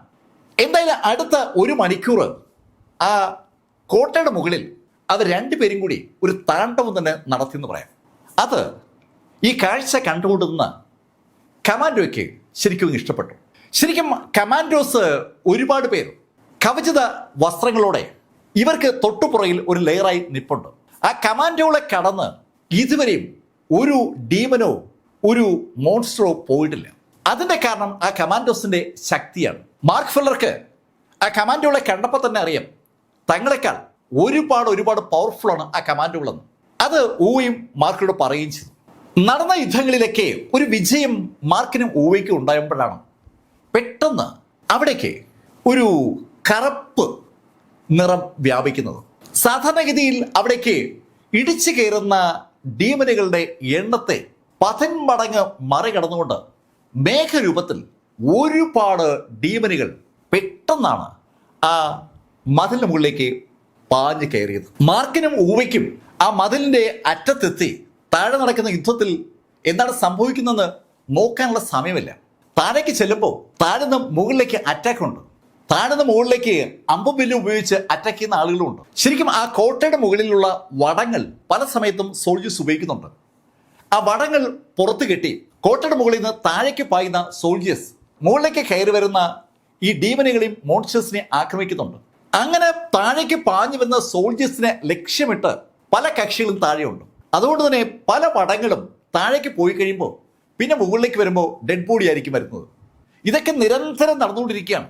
ഡെഡ് ബോഡികളാകുന്ന സോൾജേഴ്സിന്റെ എണ്ണം, അതുപോലെ മുകളിൽ നിന്ന് വെട്ടിയിടപ്പെടുന്ന ഡീമനുകളുടെയും മോൺസ്റ്ററുകളുടെ എണ്ണം ഒക്കെ രണ്ട് ഭാഗത്ത് കൂടിക്കൊണ്ടിരിക്കുകയാണ്. രക്തം ആ കോട്ട മതിൽ ഇഷ്ടംപോലെ ഉണ്ട്. അങ്ങനെ ആ കോട്ട മതിൽ കൂടി രക്തം ഒലിച്ചിറങ്ങിക്കൊണ്ടിരിക്കുമ്പോഴാണ് മേഘങ്ങൾ പോലെ ഏകദേശം 100ഓളം ഡീമനുകൾ മുകളിലേക്ക് പാഞ്ഞു കയറിയത്. കോട്ട മതിൽ സംരക്ഷിച്ചിരുന്ന ആ ഭാഗത്തുള്ള സോൾജേഴ്സിനെ മുഴുവൻ മറികടന്നുകൊണ്ടാണ്, അല്ലെങ്കിൽ അവരെ അവസാനിപ്പിച്ചുകൊണ്ടാണ് ആ ഡീമൻ കൂട്ടം മുകളിലെത്തിയത്. മുൻനിരയായ ആ സോൾജേഴ്സ് പരാജയപ്പെട്ടത് കൊണ്ടാണ് ശരിക്കും ആ ഡീമനുകൾ മുകളിലെത്തിയതെന്ന് പുറകെ നിൽക്കുന്ന കമാൻഡോസിന് മനസ്സിലായെന്ന് മാർക്കിനും ഊക്കും മനസ്സിലാകുമ്പോഴേക്കും ആ കമാൻഡോകൾ അതിവേഗതയിൽ മുന്നോട്ട് കുതിച്ചിരുന്നു. മാർക്കും ഊവയും അമ്പരപ്പിക്കുന്ന ഒരു രംഗമാണ് കാണുന്നത്. അവരുടെ ആ സോട്ട്മാൻ ഷിപ്പിനെ ബഹുദൂരം പിന്നിലാക്കുന്ന ഒരു ശക്തി പ്രകടനമാണ് കമാൻഡോകളുടെ ഭാഗത്തുണ്ടായത്. മുകളിലേക്ക് കയറിയ 100 കണക്കിന് ഡീമനുകളെ അതിശക്തമായി നേരിടുന്ന ആ കമാൻഡോകൾ അതൊരു കാഴ്ച തന്നെയാണ്. ഒരു നിമിഷം ആ കാഴ്ചയിലേക്ക് നോക്കി നിന്ന മാർക്കും ഊവയും പെട്ടെന്ന് ആ കമാൻഡോകൾക്കൊപ്പം ആ ഡീമനുകളെ നേരിട്ടു തുടങ്ങി. 1/2 ഡസൻ കമാൻഡോകളും മാർക്കും ഊവയും ഒരു ടീമും, മറുഭാഗത്ത് 100ഓളം ഡീമനുകളും. പക്ഷെ കമാൻഡോകൾ 1/2 ഡസൻ ആണെങ്കിലും അവര് വളരെ കപ്പാസിറ്റിയുള്ള, ശരിക്കും ഉജ്ജ്വലമായ സോൾമാൻഷിപ്പുള്ള യോദ്ധാക്കളാണ്. അവർക്ക് പക്ഷേ പ്രൊട്ടക്ഷനായി കവചിത ഡ്രസ്സുണ്ട്. ആ ഡ്രസ്സിന്റെ പിൻബലത്തോടു കൂടി അവരെ ഡീമനുകൾക്കിടയിലേക്ക് പാഞ്ഞു കയറുമ്പോൾ കാലിന്റെ കരുത്ത് ഉപയോഗിച്ചുകൊണ്ട് മാർക്ക് ഫെല്ലർ ആ ഡീമനുകൾക്കിടയിലേക്ക് കയറി അതിവേഗം ആ ഡീമനുകളുടെ മുകളിലേക്ക് പാഞ്ഞു കയറി കഴുത്തിറക്കും. ആൾക്കൂട്ടത്തിന് ഇടയിൽ എവിടെയെങ്കിലും ഒരാളുടെ കഴുത്ത് അറ്റുപോകുന്നത് അടുത്തുള്ള ആളിൽ കാണുമ്പോഴേക്കും മാർക്ക് ആ ഭാഗത്ത് മുങ്ങിയിരിക്കും. ഇതേ ശൈലി തന്നെയാണ് ഊ എവിടെ തൊട്ടാലും കയ്യോ കാലോ അറ്റു വീഴും. ആ ശൈലിയിലുള്ള അറ്റാക്കാണ് നടത്തുന്നത്. എന്തായാലും ഏകദേശം ഒരു 1.5 മണിക്കൂർ ആ കോട്ടയുടെ മുകളിൽ ആ യുദ്ധം നടന്നു കാണും. രക്തവും മാംസകഷ്ണങ്ങളും ഡെഡ് ബോഡികളും ചിതറി അവിടെ കിടക്കുമ്പോഴേക്കും മാർക്കിന്റെയും ഊവയുടെയും ആ കമാൻഡോസിന്റെയൊക്കെ ബോഡി കൂടി രക്തം ഇങ്ങനെ ഇറ്റി വീഴുന്നുണ്ട്. ആ യുദ്ധം തീർന്നതും ആ കമാൻഡോസ് മാർക്കിനെയും ഊവയെയും നോക്കിയിട്ട് അവരോട് പറഞ്ഞു, നിങ്ങൾ രണ്ടുപേരും ശരിക്കും ഒത്തിരി മെറിറ്റ് പോയിന്റുകൾ ഇപ്പോൾ നേടിക്കഴിഞ്ഞു. മെറിറ്റ് പോയിന്റോ? പെട്ടെന്ന് മാർക്ക് അങ്ങനെ ചോദിച്ചതും ആ കമാൻഡുകളിൽ ഒരാൾ മാർക്കിനോട് പറഞ്ഞു, ഹേയ് മാർക്ക്, ഇവിടെ നിങ്ങളുടെ ഏറ്റുമുട്ടലുകൾ എല്ലാം റെക്കോർഡ് ചെയ്യപ്പെടുന്നുണ്ട്. അതിന് മെറിറ്റ് പോയിന്റുകൾ അലോട്ട് ചെയ്തുകൊണ്ടേയിരിക്കും. ആ മെറിറ്റ് പോയിന്റുകൾ നിങ്ങൾക്ക് പിന്നീട് നിങ്ങളുടെ ഇഷ്ടാനുസരണമുള്ള സംവിധാനമാക്കി മാറ്റാം. അവിടെ നടക്കുന്ന യുദ്ധം പൂർണ്ണമായും റെക്കോർഡ് ചെയ്യപ്പെടുന്നു എന്നുള്ള കാര്യം പോലും മാർക്കിന് ഒരു വല്ലാത്ത അതിശയം ഉണ്ടാക്കുകയാണ്. ഊവേ മാർക്കിനോട് പറഞ്ഞു, മാർക്ക്, ഞാനും ഈ കാര്യം കേട്ടിട്ടുണ്ട്. മെറിറ്റ് പോയിന്റുകളെ കുറിച്ച് ഊവയും കേട്ടിട്ടുണ്ട്. ആ കമാൻഡോസ് ഊവയും മാർക്കിൽ നിന്ന് ഒന്ന് പുറകോട്ട് മാറിയിട്ട് സോൾജേഴ്സിന് ആ ബോഡികൾ റിമൂവ് ചെയ്യാനുള്ള ഉത്തരവ് കൊടുത്തു.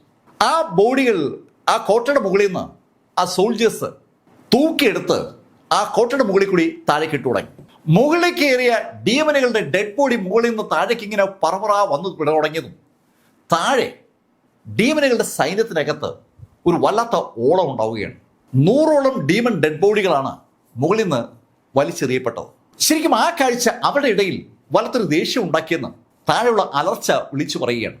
മാർക്കിനും ഊവയ്ക്കും താഴെ നടക്കുന്ന രംഗം കാണാൻ പറ്റുന്നില്ല. അവര് ഒരു 3 ലെയർ ഉള്ളിലാണ് നിൽക്കുന്നത്. ആ കോട്ടയുടെ തൊട്ട് മുകളിൽ സോൾജേഴ്സിന്റെ പടയുണ്ട്. അവരാണ് ഫ്രണ്ട് ലൈൻ അറ്റാക്കേഴ്സ്. അവരുടെ പുറകിലാണ് മാർക്കും ഊവയും ഉള്ള ടീം. അതിന്റെ പുറകിലാണ് കമാൻഡോസ്. ശരിക്കും ഒത്തിരി ഊർജം ഈ അറ്റാക്ക് വഴി അവർക്ക് രണ്ടുപേർക്കും ലഭിച്ചെങ്കിലും രണ്ടുപേരും ശരിക്കും ക്ഷീണത്തിലുമാണെന്ന് പറയാം. നിരന്തരമായി യുദ്ധം ചെയ്തുകൊണ്ടിരുന്നാൽ ആരായാലും ക്ഷീണിച്ചു പോകുമല്ലോ. ആ കോട്ടയുടെ മുകളിലേക്ക് ഊവയും മാർക്കും എത്തിയിട്ട് ഇപ്പോ 5-6 മണിക്കൂറായി. ഇതിനിടയിൽ അവർ കുറേയേറെ ഡീമനുകളെയും അതുപോലെ ഔഗ്രകളെയും അവസാനിപ്പിച്ചെങ്കിലും പിന്നെയും താഴ്ന്ന പട പോലെ മുകളിലേക്ക് ആ ഔഗ്രകളും അതുപോലെ ഡീമനുകളും അറ്റാക്ക് ചെയ്യുകയാണ്. ഡീമനുകൾ പല ശൈലിയിലാണ് വരുന്നത്. ആൾക്കുരങ്ങിന്റെ രൂപത്തിലുള്ള ഡീമനുകളാണ് കൂടുതൽ. വേറെയും ഡീമനുകളുണ്ട്. ഈ ആൾക്കുരങ്ങളുടെ രൂപത്തിലുള്ള ഡീമനുകൾ ജമ്പ് ചെയ്ത് അതിവേഗം കോട്ടയുടെ മുകളിലെത്തും. അതാണ് വലിയ പ്രശ്നം. കോട്ടയുടെ മുകളിലേക്ക് അവർ കടക്കാതിരിക്കാൻ വടകളിൽ 100 കണക്കിന് ആ ഭടന്മാർ അങ്ങനെ തൂങ്ങിക്കിടപ്പുണ്ട്. മുകളിലേക്ക് ചാടി വരുന്ന ആൾക്കുരങ്ങളെ വെട്ടി വീഴ്ത്തുന്ന ആ ഭടന്മാരെ ചില സമയത്ത് താഴേക്ക് വീഴുന്ന ഏതെങ്കിലും ആൾക്കുരങ്ങ് വലിച്ച് താഴ്ത്തിക്കളയും. വലിച്ച് താഴ്ത്തുമ്പോൾ ചിലപ്പോൾ താഴേക്ക് പോകുന്ന ആൾക്കുരങ്ങിന്റെ കയ്യിൽ ആ ഭടന്റെ തല മാത്രമാവും ഉണ്ടാവുക. സ്വാഭാവികമായിട്ടും മുകളിൽ ആ വടത്തിൽ ബാലൻസ് ഉണ്ടാകുക ആ ഭടന്റെ തലയില്ലാത്ത ഡെഡ് ബോഡിയാവും.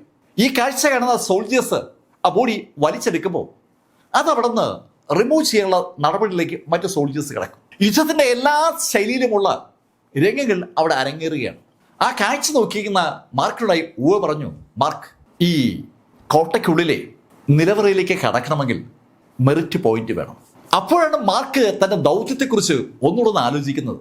മാർക്ക് അവിടെ എത്തിയത് ആ കോട്ടയ്ക്കുള്ളിൽ നിലവറയിലുള്ള ആ ആളെ പുറത്തെത്തിക്കാനാണ്. ആ ആൾ ആരാണെന്നോ അയാളുടെ പ്രസക്തി എന്താണെന്നോ ഒന്നും മാർക്കിന് അറിയില്ല. പക്ഷെ ആ ആളെ പുറത്തെത്തിക്കണമെങ്കിൽ നിലവറ തുറക്കണം. നിലവറ തുറക്കണമെങ്കിൽ അതിന് ആവശ്യമായ മെറിറ്റ് പോയിന്റ് വേണം. ആ മെറിറ്റ് പോയിന്റ് കിട്ടാൻ ഈ യുദ്ധമല്ലാതെ വേറെ മാർഗമില്ല. ഊവേ മാർക്കിനോട് കാര്യങ്ങൾ വിശദമാക്കി.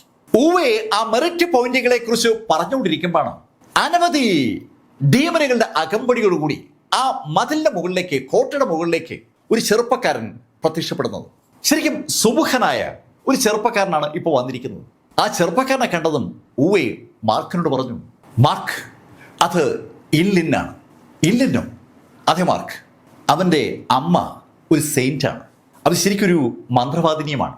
എമറാൾഡ് സെയിന്റ് കിങ്ഡമാണ് അവരുടെ സെയിന്റ് കിങ്ഡം. അവരുടെ മകനെ ഡീമനുകളുടെ കൂട്ടുപിടിച്ച് ഈ കിങ്ഡം പിടിച്ചെടുക്കാനായി അയച്ചിരിക്കുകയാണ്. ആ സെയിന്റ് കിങ്ഡത്തിന് വേണ്ടി ഏതെല്ലാം സ്ഥലങ്ങളിൽ നിന്ന് ആരൊക്കെ വരുന്നു എന്നുള്ള ഒരു കഥയാണ് മാർക്ക് ഇപ്പോൾ അറിയുന്നത്. ശരിക്കും മാർക്ക് നേരത്തെ ആ തണ്ടർ കോർട്ട്യാർഡിലെ ഹൂന കുയാങ്ചിയെ പിടികൂടി കൂടെ കൊണ്ടു നടക്കുന്ന സമയത്ത് മാർക്ക് ഒരു കാര്യം അറിഞ്ഞിരുന്നു.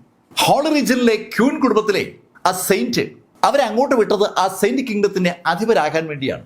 അതേപോലെ മാർക്ക് ടിയാൻചിയുടെയും ഊവിന്റെയും വരവിനെ കുറിച്ചും അറിയാം.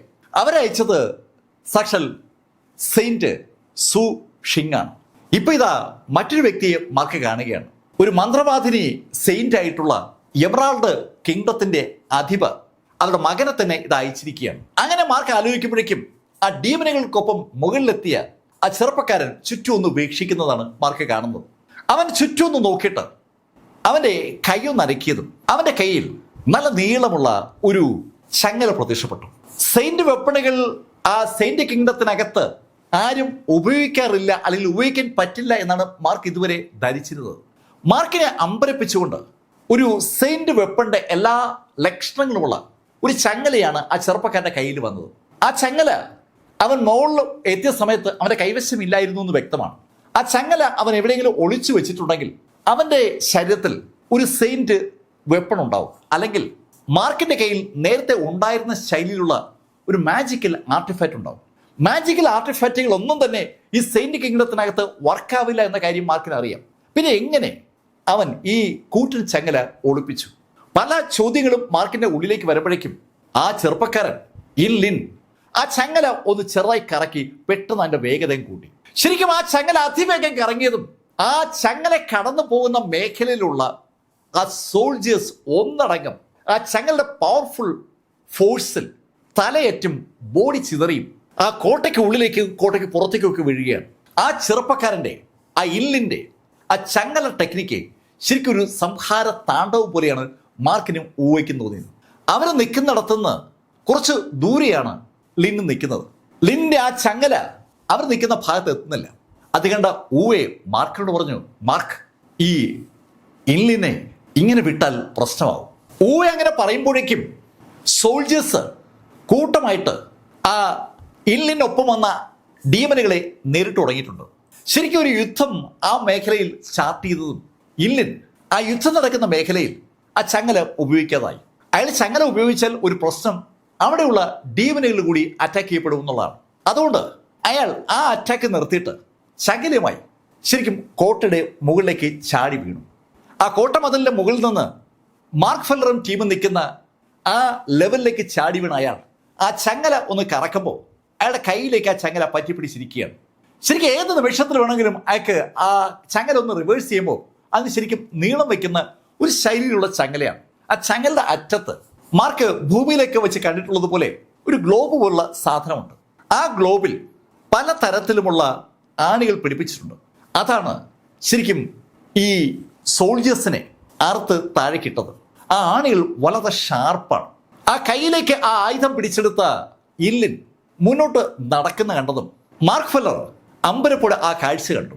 ആ ഇല്ലിന്റെ മുന്നിലേക്ക് പല സ്ഥലത്തുനിന്നായി സോൾജേഴ്സ് പാഞ്ഞെത്തി. മാർക്ക് നോക്കി നിൽക്കുന്നതിനെ ഇല്ലിൻ ആ ചങ്ങല ഉപയോഗിച്ച് ആ ഭടന്മാരെ നേരിട്ടതും ഇല്ലിന്റെ കപ്പാസിറ്റിക്ക് മുന്നിൽ ആ ഭടന്മാർ ഒന്നുമല്ലാതാകുന്ന കാഴ്ച മാർക്കും ഊവയും കണ്ടു. ഊവയെ മാർക്കിനെ ഒന്ന് നോക്കിയിട്ട് പെട്ടെന്ന് മുന്നോട്ട് കുതിച്ചു. മുന്നോട്ട് കുതിക്കുന്ന ഊവയുടെ ലക്ഷ്യം ഇല്ലിൻ ആണെന്ന് മാർക്കിന് മനസ്സിലാക്കുമ്പോഴേക്കും ഊവെ ആ ഇല്ലിന്റെ ഏതാണ്ട് അടുത്തെത്തിക്കഴിഞ്ഞു. ഇല്ലിന്റെ വലതു ഭാഗത്ത് നിൽക്കുന്ന സോൾജേഴ്സിനെയാണ് ഇല്ലിൻ ഇപ്പോൾ ആക്രമിക്കുന്നത്.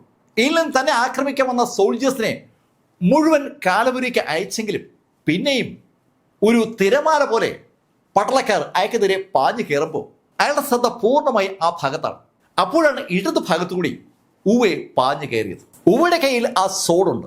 ശരിക്കും സോഡ്മാൻഷിപ്പിൽ അസാമാന്യ പ്രതിഭാശാലിയായ ഊവെ ആ ഇല്ലിനെ തീർക്കുമെന്നുള്ള പ്രതീക്ഷയാണ് മാർക്കിനുള്ളത്. മാർക്ക് ആ പ്രതീക്ഷയോടുകൂടി ആ കാഴ്ചയിലേക്ക് അങ്ങനെ നോക്കുമ്പോൾ ഊവെ ഇല്ലിന്റെ അടുത്തെത്തിയതും ഇല്ലിൻ ഒന്ന് തിരിഞ്ഞതും ഒരേ നിമിഷത്തിലാണ്. ഇല്ലിൻ ഊവയുടെ നേരെ തിരിഞ്ഞ ആ നിമിഷത്തിൽ ഊവെ പെട്ടെന്ന് ബ്രേക്ക് ഇട്ടങ്ങ് നിന്നു പോവുകയാണ്. ഇല്ലിൻ കാണാതെ ഇല്ലിനെ അറ്റാക്ക് ചെയ്യാം എന്നാണ് ഊവെ കരുതിയത്. പക്ഷേ അയാളെ ഞെട്ടിച്ചുകൊണ്ട് ഇല്ലിൻ ആ ചങ്ങല കൈയുമായി അയക്ക് നേരെ തിരിഞ്ഞതും ഊവെ ശരിക്കും പെട്ടതുപോലെയായി.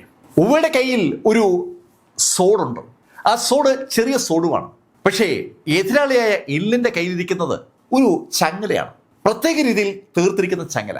ആ ചങ്ങലയെ ഏത് ശൈലിയിൽ വേണമെങ്കിലും ഉപയോഗിക്കാൻ ഇല്ലിന് പറ്റും. മാർക്കും ആ കാഴ്ച കണ്ടു. ഊവെ പക്ഷേ രണ്ട് കൽപ്പിച്ച് ഒരു അറ്റാക്ക് പെട്ടെന്ന് നടത്തുകയാണ്. ഊവയ്ക്ക് ഇല്ലിൻ തന്നെ അറ്റാക്ക് ചെയ്യുന്നതുവരെ കാത്തിരിക്കാൻ പറ്റത്തില്ല.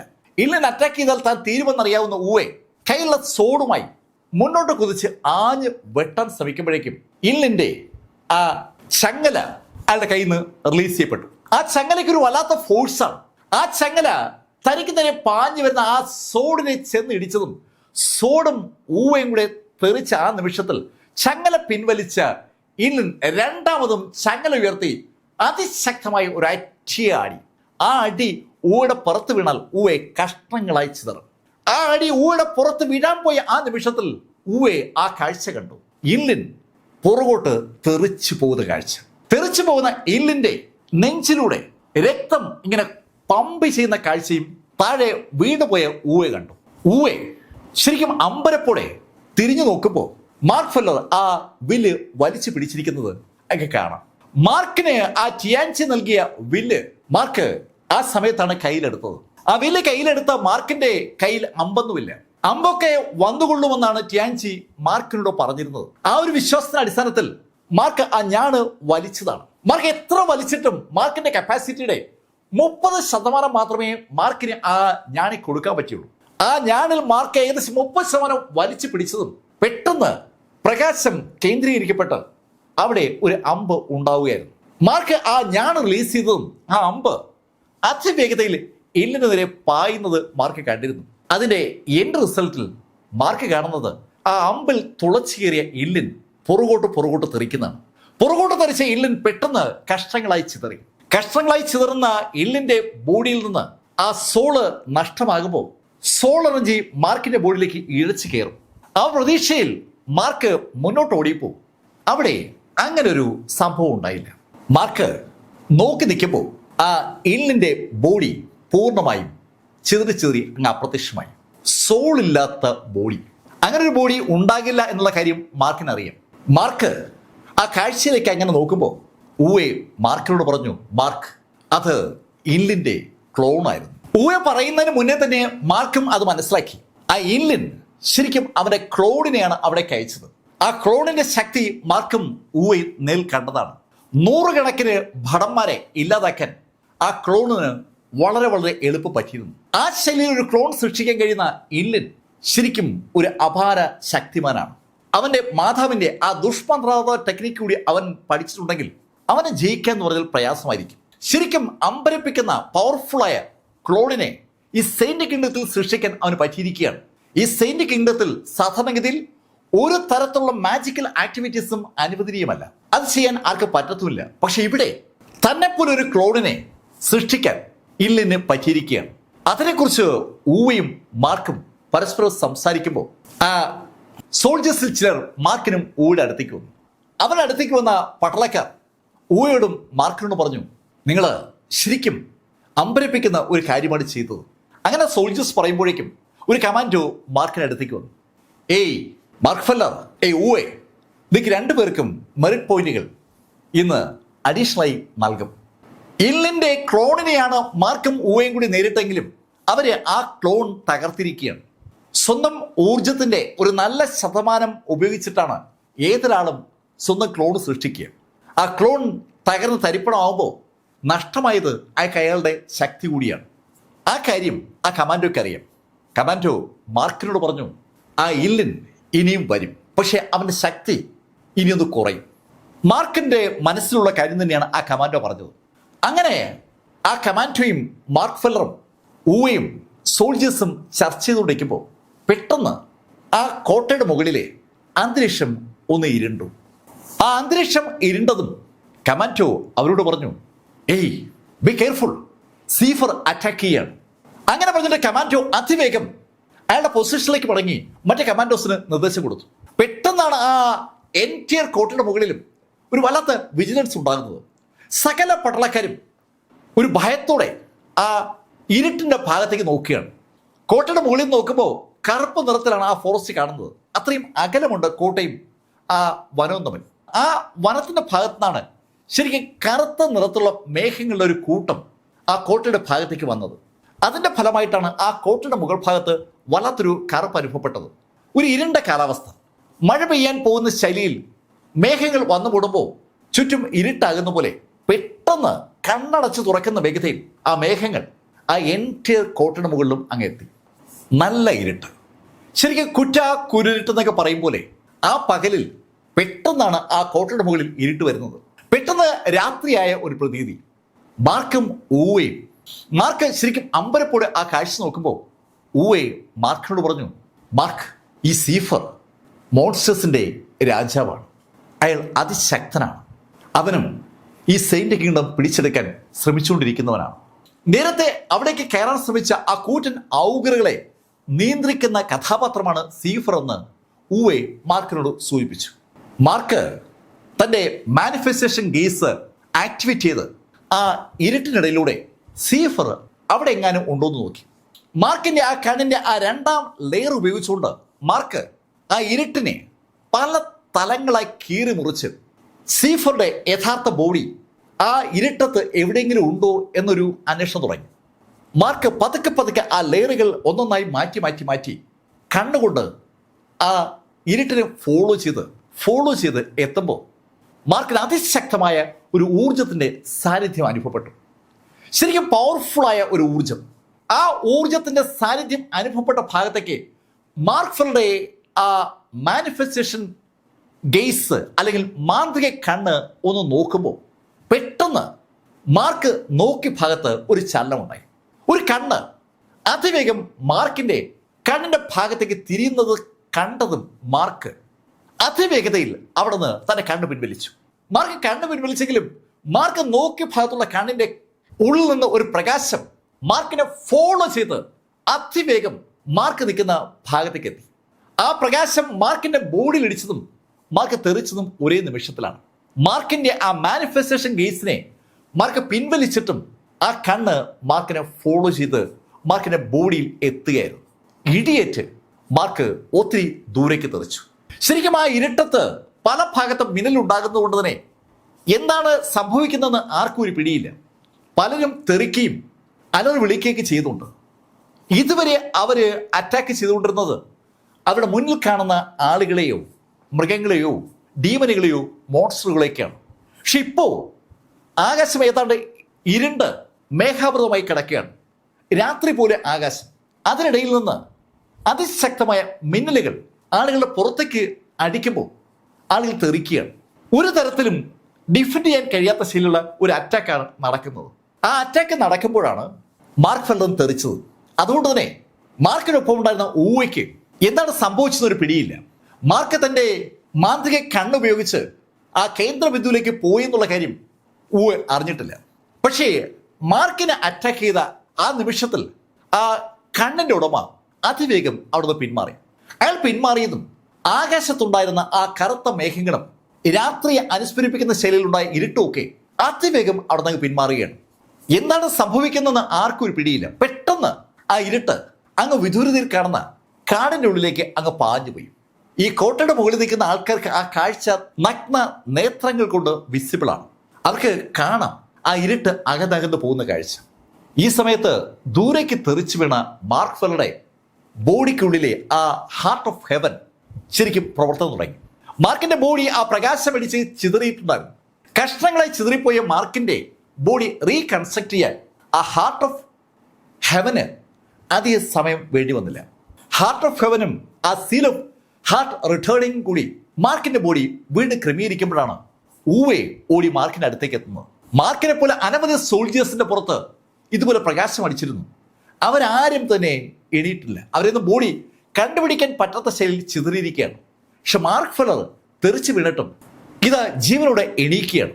എണീക്കാൻ ശ്രമിക്കുന്ന മാർക്കിനെയാണ് ഊവെ പിടിച്ചെണീപ്പിച്ചത്. മാർക്ക് എങ്ങനെയുണ്ട്? കുഴപ്പമില്ല.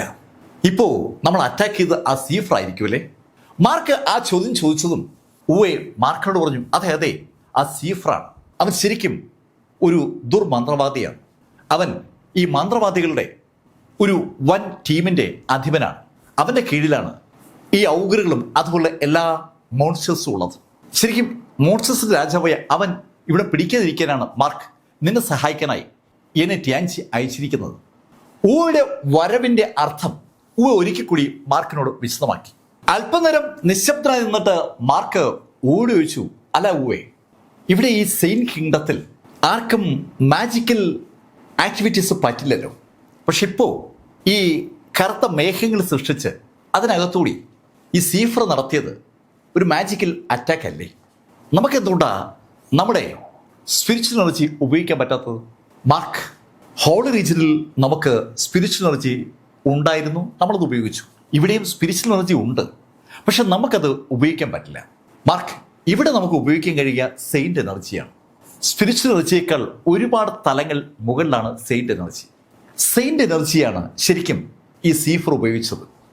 മാർക്ക് ഈ ശൈലിയുള്ള അറ്റാക്ക് ഹോളി റീജിയനിൽ കണ്ടിട്ടുണ്ട്. ഹെക്ടർ ടെങ് മാർക്കിനെ അറ്റാക്ക് ചെയ്യുന്നത് പലപ്പോഴും ഇതുപോലെ കറുത്ത മേഘങ്ങളും മറ്റും സൃഷ്ടിച്ചാണ്. അതല്ലാതെ അവിടെ ആ നോർത്തേൺ ലാൻഡിന്റെ നേതാവ് യുവാൻ ഷോ മാർക്കിനെ അറ്റാക്ക് ചെയ്തതും ആ ശൈലിയിലാണ്.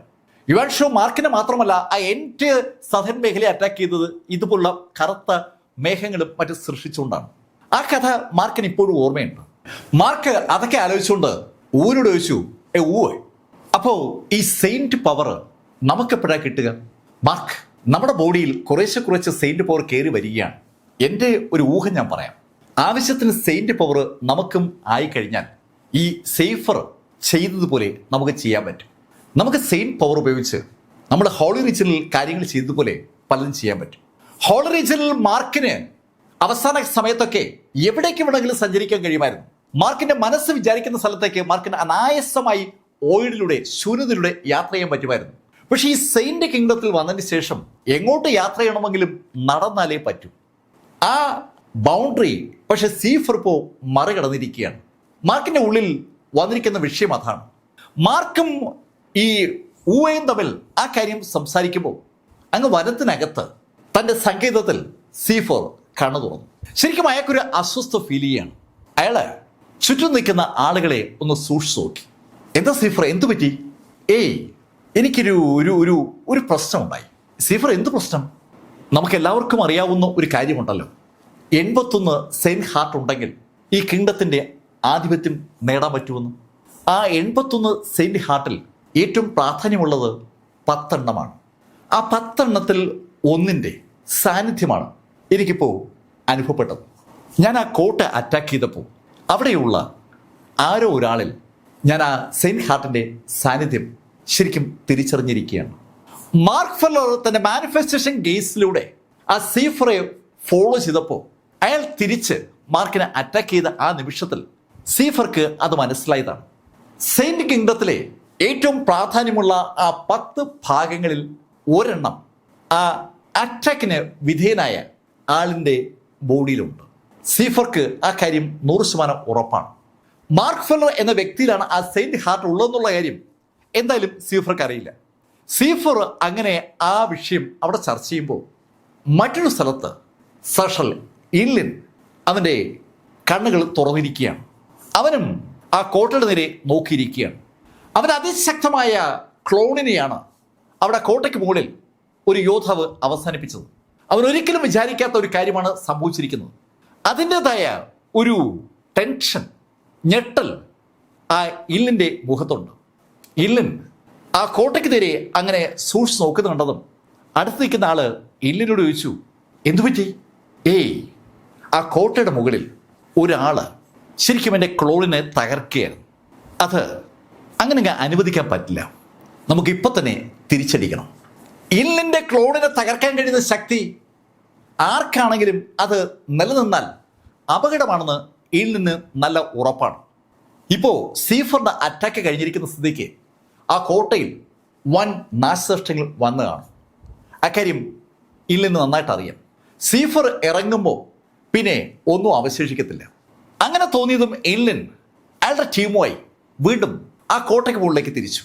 ആ കോട്ടയ്ക്ക് മുകളിലേക്ക് സ്വാഭാവികമായും ഇല്ലിൻ അയക്കുന്നത് അയാളുടെ രണ്ടാമത്തെ ക്ലോണിനെയാണ്. അയാൾക്ക് യഥാർത്ഥത്തിൽ 3 ക്ലോണുണ്ട്. അതിൽ ഒന്ന് മാർക്കിന്റെ കൈയാൽ തകർക്കപ്പെട്ടു. രണ്ടാമത്തെ ക്ലോണുമായിട്ടാണ് അയാൾ വീണ്ടും കോട്ടയുടെ മുകളിലെത്തിയത്. ഇപ്പോഴും അയാളുടെ കയ്യിൽ ആ ചങ്ങലയുണ്ട്.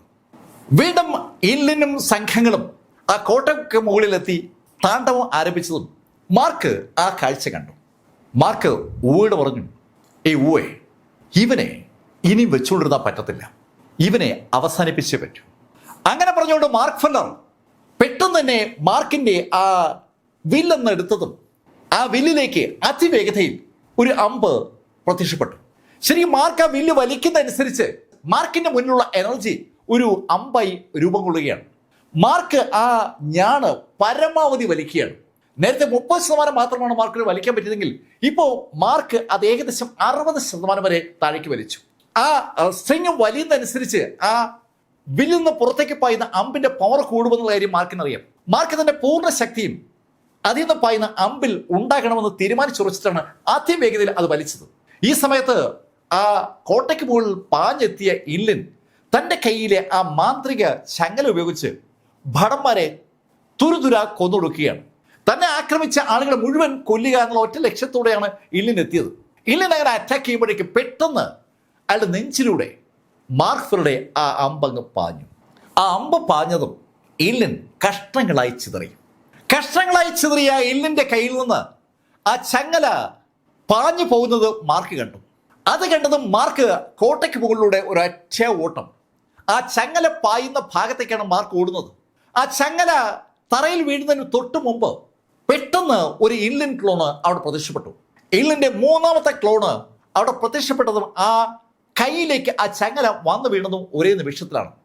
മുമ്പിലുള്ള ക്ലോൺ അനവധി കഷ്ണങ്ങളായി ചിതറിയ ആ നിമിഷത്തിൽ ഏകദേശം ഒരു 40-50 മീറ്റർ മാറി പുതിയ ക്ലോണിന്റെ കയ്യിലേക്ക് ആ ചങ്ങല വന്നു വീണതും മാർക്ക് രണ്ടാമതും ആ വില്ല് വലിച്ചതും ഒരേ നിമിഷത്തിലാണ്. മാർക്ക് ആ വില്ല് ആഞ്ഞു വലിക്കുന്ന കണ്ടതും ഇല്ലിന് ഉറക്കെ മാർക്കിനോട് പറഞ്ഞു, ഏയ്, നീ എന്നെ എന്തെങ്കിലും ചെയ്താൽ എന്റെ അമ്മ നിന്നെ വെറുതെ വിടില്ല. അവന്റെ അമ്മ സെയിന്റ് ആണ്. ആ ഡയമണ്ട് കിങ്ഡത്തിന്റെ അധിപയാണ്. അവര് ഒരു മന്ത്രവാദിനിയുമാണ്. അവർക്ക് വഴങ്ങാത്തതായി ഒന്നുമില്ല. ആ കരുത്തിലാണ്, ആ അറിവിലാണ് ഇല്ലിൻ ആ കാര്യം വിളിച്ചു പറഞ്ഞത്. പക്ഷെ മാർക്ക് അത് കേട്ടതായി പോലും ഭാവിക്കാതെ ആ വില്ല് വീണ്ടും വലിച്ചതും അതിശക്തമായ ഒരു പ്രകാശം അമ്പായി ഇല്ലിന് നേരെ പാഞ്ഞു വന്നു. തനിക്ക് നേരെ ഒരു അമ്പ പാഞ്ഞു വെന്ന് കണ്ടതും ഇല്ലിൻ അതിവേഗം പുറകോട്ട് ഓടി മാറാൻ ശ്രമിച്ചെങ്കിലും ഇല്ലിന്റെ നെഞ്ചിലൂടെ ആ അമ്പങ്ങെ കടന്നുപോയി. ഇല്ലിൻ കഷ്ണങ്ങളായി ചിതറി. ഈ സമയത്ത് കാടിന്റെ അടുത്ത് ഒരു പാറപ്പുറത്ത് കണ്ണടച്ചിരിക്കുകയാണ് യഥാർത്ഥ ഇല്ലിൻ. പാറപ്പുറത്തിരിക്കുന്ന ഇല്ലിന്റെ കണ്ണ് തുറന്നതും ശരിക്കൊരു ഭയം അവന്റെ ഉള്ളിലേക്കുണ്ടായി. അവന്റെ 3 ക്ലോണുകളാണ് ഇപ്പോ നശിപ്പിക്കപ്പെട്ടിരിക്കുന്നത്. ഇതുവരെ ആ 9 ഡോസ് സിറ്റി എന്നറിയപ്പെടുന്ന ആ സിറ്റിയെ ആക്രമിച്ചപ്പോഴൊന്നും ഇല്ലിന് ഇതുപോലുള്ള ഒരു അറ്റാക്ക് നേരിടേണ്ടി വന്നിട്ടില്ല. ആ സിറ്റി ലോഡ് ഉൾപ്പെടെ ഇല്ലിനെ നേരിട്ടിട്ടുണ്ടെങ്കിലും ഇല്ലിന്റെ 3 ക്ലോണുകളെയും ആദ്യമായിട്ടാണ് ആരെങ്കിലും നശിപ്പിക്കുന്നത്. അതുകൊണ്ട് തന്നെ ഒരു ശക്തനായ എതിരാളി ആ കോട്ടയിൽ എത്തിയെന്നുള്ളൊരു തോന്നൽ ഇപ്പോൾ ഇല്ലിനുണ്ട്. ഇല്ലിൻ ആ പാറപ്പുറത്തുനിന്ന് എണീറ്റു. എന്താണ് ഇനി ചെയ്യേണ്ടത് എന്നതിനെക്കുറിച്ച് ഇല്ലിൻ ആലോചിക്കുമ്പോൾ ശരിക്കും കോട്ടയുടെ മുകളിൽ മാർക്ക് ഫെല്ലർ യുവയോട് ഒരു കാര്യം പറഞ്ഞു. യുവേ, ആ ഇല്ലിനെ ഇപ്പം നമ്മൾ ഫോളോ ചെയ്താൽ അവനെ അവസാനിപ്പിക്കാൻ പറ്റും. മാർക്ക് ഫെല്ലർ അത് പറഞ്ഞതും യുവയും മാർക്കിനോട് പറഞ്ഞു, മാർക്ക് എന്നാ പിന്നെ സമയം കളയണ്ട. അങ്ങനെ പറഞ്ഞതും യുവെ ആ മതിലിന്റെ മുകളിലേക്ക് ഓടിയതും ഒരേ നിമിഷത്തിലാണ്. മാർക്ക് യുവയ്ക്കൊപ്പം ഓടി ആ മതിലിന്റെ മുകളിലെത്തി. അവിടെ നിന്ന് ഒരൊറ്റ കുതിപ്പ്. ഈ സമയത്തും യുദ്ധം അവിടെ മതിലിലേക്ക് കയറിക്കൊണ്ടിരിക്കുന്ന ആളുകളും മതിലിന്റെ മുകളിലുള്ള സോൾജേഴ്സും തമ്മിൽ നടക്കുകയാണ്. അതിനിടയിലാണ് മാർക്കും യുവയും താഴേക്ക് കുതിച്ചത്. താഴേക്ക് കുതിച്ചെത്തിയ മാർക്ക് ഫെല്ലറും യുവയും അതിവേഗം ആ കാട് ലക്ഷ്യമാക്കി ഓടുകയാണ്. മാർക്കിന്റെ ആ മാനിഫെസ്റ്റേഷൻ ഗെയ്സ് മാർക്കിന് ഇല്ലിൻ എവിടെയാണ് ഉണ്ടെന്ന് വ്യക്തമായ സൂചന നൽകിയിട്ടുണ്ട്. ആ സൂചനയുടെ അടിസ്ഥാനത്തിലാണ് മാർക്ക് ആ കാടിന്റെ നേരെ ഓടുന്നത്. മാർക്കിനെ ഫോളോ ചെയ്ത് യുവയും ഓടുകയാണ്. മുകളിൽ ഉണ്ടായിരുന്ന 2 സോൾജേഴ്സ് ഓടി രക്ഷപ്പെടുന്നു എന്നൊരു തോന്നലാണ് ഈ സമയത്ത് ആ മതിലിന് മുകളിൽ ഉണ്ടായിരുന്ന സോൾജേഴ്സിനും അതുപോലെ കമാൻഡോസിനും ഉണ്ടായത്. സോൾജേഴ്സ് ആ കാര്യം കമാൻഡോസിന് റിപ്പോർട്ട് ചെയ്തപ്പോൾ കമാൻഡോസ് ഓടിപ്പോകുന്ന യുവയും മാർക്കിനെയും കോട്ടയുടെ മുകളിൽ നിന്ന് ഒന്ന് നോക്കുകയാണ്. ശരിക്കും അവർക്കും കാര്യം മനസ്സിലായിട്ടില്ല. മാർക്കും യുവയും ശക്തമായ പോരാട്ടമാണ് കഴിഞ്ഞ 6-7 മണിക്കൂറിൽ ആ കോട്ടയ്ക്ക് മുകളിൽ നടത്തിയത്. അതിന്റെ അടിസ്ഥാനത്തിൽ അവർക്ക് ഒരുപാട് മെറിറ്റ് പോയിന്റുകളും കിട്ടിയിട്ടുണ്ട്. എന്നിട്ടും എന്തിന് അവന്മാർ ഓടി രക്ഷപ്പെടുന്നു എന്നുള്ള ആ ഒരു ചോദ്യത്തിന്റെ ഉത്തരം ശരിക്കും കമാൻഡോസിനും അറിയില്ല എന്നതാണ് സത്യം. പക്ഷെ ഈ സമയത്ത് മാർക്ക് യുവയ്ക്കൊപ്പം കാടിനകത്തേക്ക് പ്രവേശിച്ചു കഴിഞ്ഞു. വലിയ മരങ്ങളൊന്നുമുള്ള കാട്ടിലേക്കല്ല മാർക്ക് എത്തിയിരിക്കുന്നത്. അധികം പൊക്കമില്ലാത്ത മരങ്ങളും പുൽമേടുകളുമുള്ള ഒരു ഭാഗത്തേക്കാണ് മാർക്കും യുവ എത്തിയിരിക്കുന്നത്. മാർക്കിന് ഇപ്പോഴും മാർക്കിന്റെ കണ്ണിലൂടെ ആ ഇല്ലിന്റെ സാന്നിധ്യം അറിയാൻ പറ്റുന്നുണ്ട്. മാർക്ക് ആ ഇല്ലിന്റെ സാന്നിധ്യം കണ്ട മേഖലയിലേക്ക് ഒന്ന് കുതിച്ചു.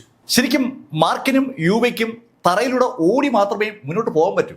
ഏതാനും മിനിറ്റുകൾ മാർക്ക് ഓടിയപ്പോൾ ആ പുൽമേടിൽ പാറയുടെ മുകളിൽ എണീറ്റ് നിൽക്കുന്ന ഇല്ലിനെ മാർക്ക് കണ്ടു. മാർക്ക് ഇല്ലിനെ കണ്ട നിമിഷം തന്നെ മാർക്കിന്റെ കൈ ഒന്ന് ചലിക്കുകയും ആ കൈയിലേക്ക് ആ വില്ലെത്തുകയും ചെയ്തു. പെട്ടെന്ന് ഒരു ചലനം ആ പുൽമേടിൽ കണ്ടതും ഇല്ലിൻ മാർക്കിനെയും അതുപോലെ ഊവയും കാണുകയും ചെയ്തു. അവന്റെ മുഖത്ത് ശരിക്കും ഒരു അതിശയവും അതേസമയത്ത് ലേശൊരു ഭയവുമുണ്ട്. മാർക്കിനെ കണ്ട ആ ഇല്ലിൻ മാർക്കിനോട് പറഞ്ഞു, ഏയ് നീ ആരോടാണ് കളിക്കുന്നതെന്നറിയാവോ? അങ്ങനെ അയാൾ ചോദിക്കുമ്പോഴേക്കും മാർക്ക് കുലപ്പിച്ച വില്ലുമായി മുന്നോട്ട് കുതിക്കുകയാണ്. തനിക്ക് നേരെ പാഞ്ഞു വരുന്ന മാർക്ക് ഫെല്ലറെ കണ്ടതും വീണ്ടും ആ ഇല്ലിൻ ഉറക്കെ മാർക്കിനോട് പറഞ്ഞു, ഏഹേ നീ എന്നെ എന്തെങ്കിലും ചെയ്താൽ അതിന്റെ ഫലം നീ അനുഭവിക്കും എന്ന് പറഞ്ഞിട്ട് അവൻ അവിടുന്ന് അതിവേഗം ഓടി രക്ഷപ്പെടാനായി ഒരു ശ്രമം നടത്തുമ്പോൾ മാർക്കിന്റെ ആ കണ്ണിൽ അവൻ തളയ്ക്കപ്പെട്ടതുപോലെയായി. ശരിക്കും മാർക്കിന്റെ കോർഡിനേറ്റ്സിന് അകത്തായി ഇല്ലിൻ. മാർക്കിന്റെ കയ്യിലിരിക്കുന്ന ആ വില്ലിന് തൊടാൻ കഴിയുന്ന അകലത്തിൽ മാത്രമാണ് ഇല്ലിൻ. അല്പദൂരം ഓടിയ ഇല്ലിന് ആ കാര്യം മനസ്സിലായി. അവൻ തിരിഞ്ഞ് മാർക്കിനോടായി പറഞ്ഞു, ഹേയ് നീ എന്നെ കൊല്ലാതെ വിട്ടാൽ നിനക്ക് എൻ്റെ അമ്മ ഒരുപാട് സഹായങ്ങൾ ചെയ്യും. അതിന് ഞാൻ ഗ്യാരണ്ടിയാണ്. എൻ്റെ അമ്മ ഒരു സെയിന്റ് ആണ്. എമറാൾഡ് കിങ്ഡത്തിന്റെ സെയിന്റ് ആണ് എൻ്റെ അമ്മ. എൻ്റെ അമ്മയ്ക്ക് ഒരുപാട് കപ്പാസിറ്റി ഉണ്ട്. നീ ആരാണ് എന്നൊന്നും എനിക്ക് അറിയത്തില്ല. പക്ഷേ നീ എന്നെ വെറുതെ വിട്ടാൽ നിന്നെ ഞാൻ ഒരിക്കലും മറക്കത്തില്ല. നിന്നെ ഞാൻ സഹായിച്ചുകൊണ്ടേയിരിക്കും. ജീവൻ രക്ഷിക്കാൻ വേണ്ടി ഇല്ലിൻ അങ്ങനെ പറഞ്ഞതും മാർക്ക് ഫെല്ലറുടെ ആ വില്ലിൽ നിന്ന് അമ്പ് പാഞ്ഞതും ഒരേ നിമിഷത്തിലാണ്. ഈളിന് ഒഴിഞ്ഞു മാറാൻ കഴിയും മുമ്പ് ശരിക്കും ഒരു പ്രകാശം ഈളിന്റെ നെഞ്ചിലൂടെ അങ്ങ് കടന്നുപോയി. കണ്ണഞ്ചിക്കുന്ന വേഗതയിലാണ് മാർക്ക് ഫെല്ലറുടെ ആ വില്ലിൽ നിന്ന് അമ്പ് ഈളിന്റെ ബോഡി തുളച്ച് കയറിയത്. ആ ബോഡി തുളച്ച് കയറിയതും ഈളിന്റെ ഒറിജിനൽ ബോഡി പൊട്ടി തകർന്ന ആ നിമിഷത്തിൽ മാർക്കിന്റെ ബോഡിയിലേക്ക് ഈളിന്റെ ആ സോൾ എനർജി ശക്തമായി ഇടിച്ചും കയറി. മാർക്കിന്റെ പെരുവിരൽ മുതൽ തലമുടി വരെ പെട്ടെന്ന് പ്രകാശത്തിൽ കുളിച്ചു. ഈളിൻ ഒരുപാട് ആളുകളെ കൊലപ്പെടുത്തി വൻതോതിൽ സെയിന്റ് എനർജി നേടിയ കക്ഷിയാണ്.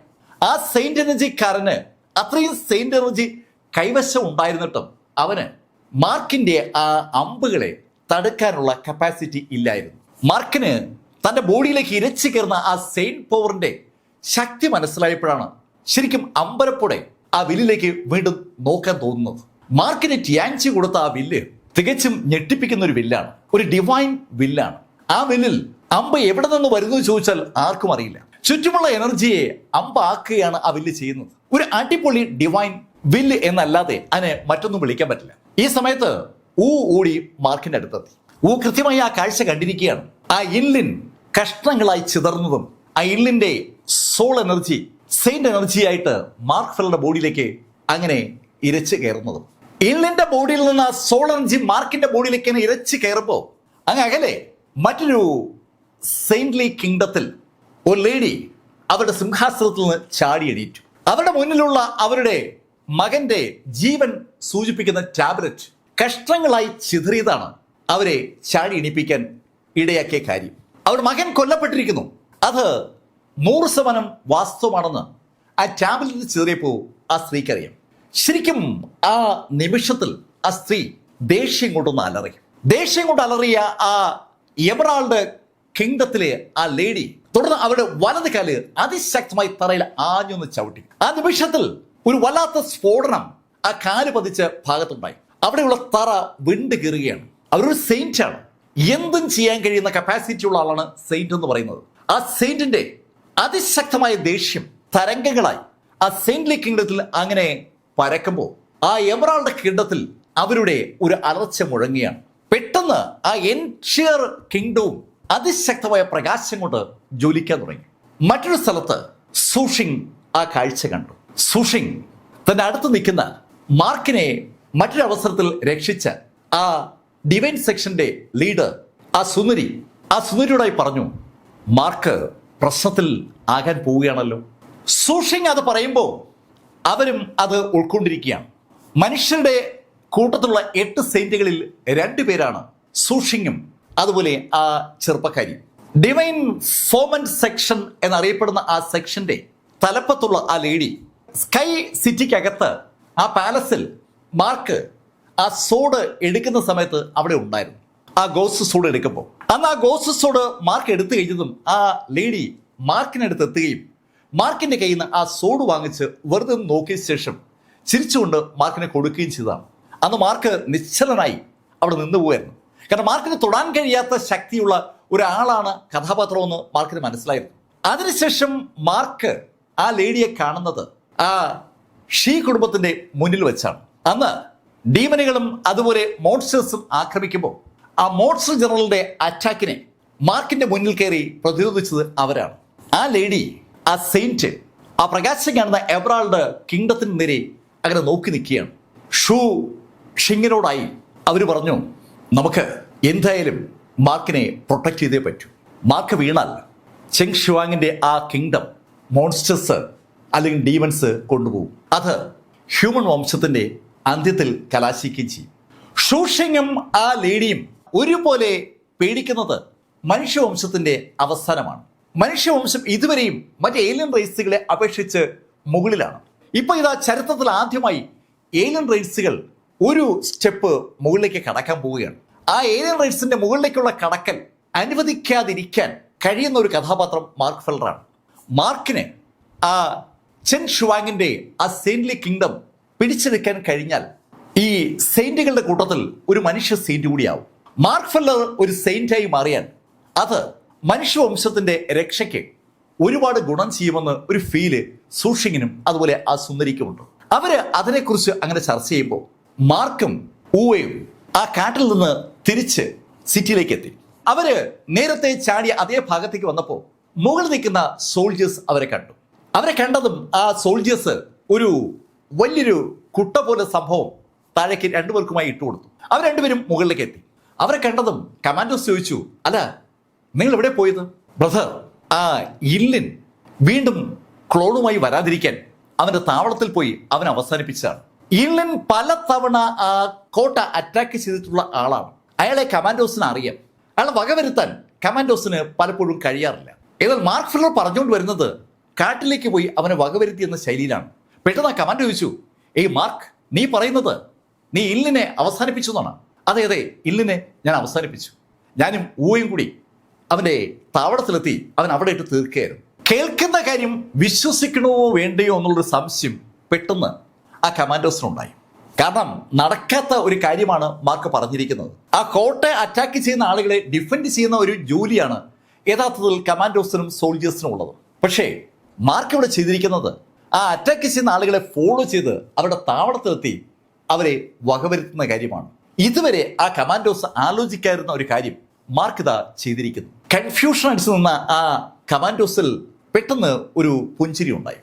മാർക്ക്, നീ പറഞ്ഞത് വാസ്തവമാണെങ്കിൽ ശരിക്കും ഇപ്പോൾ നിന് മെറിറ്റ് പോയിന്റുകൾ കൂടിക്കാണും.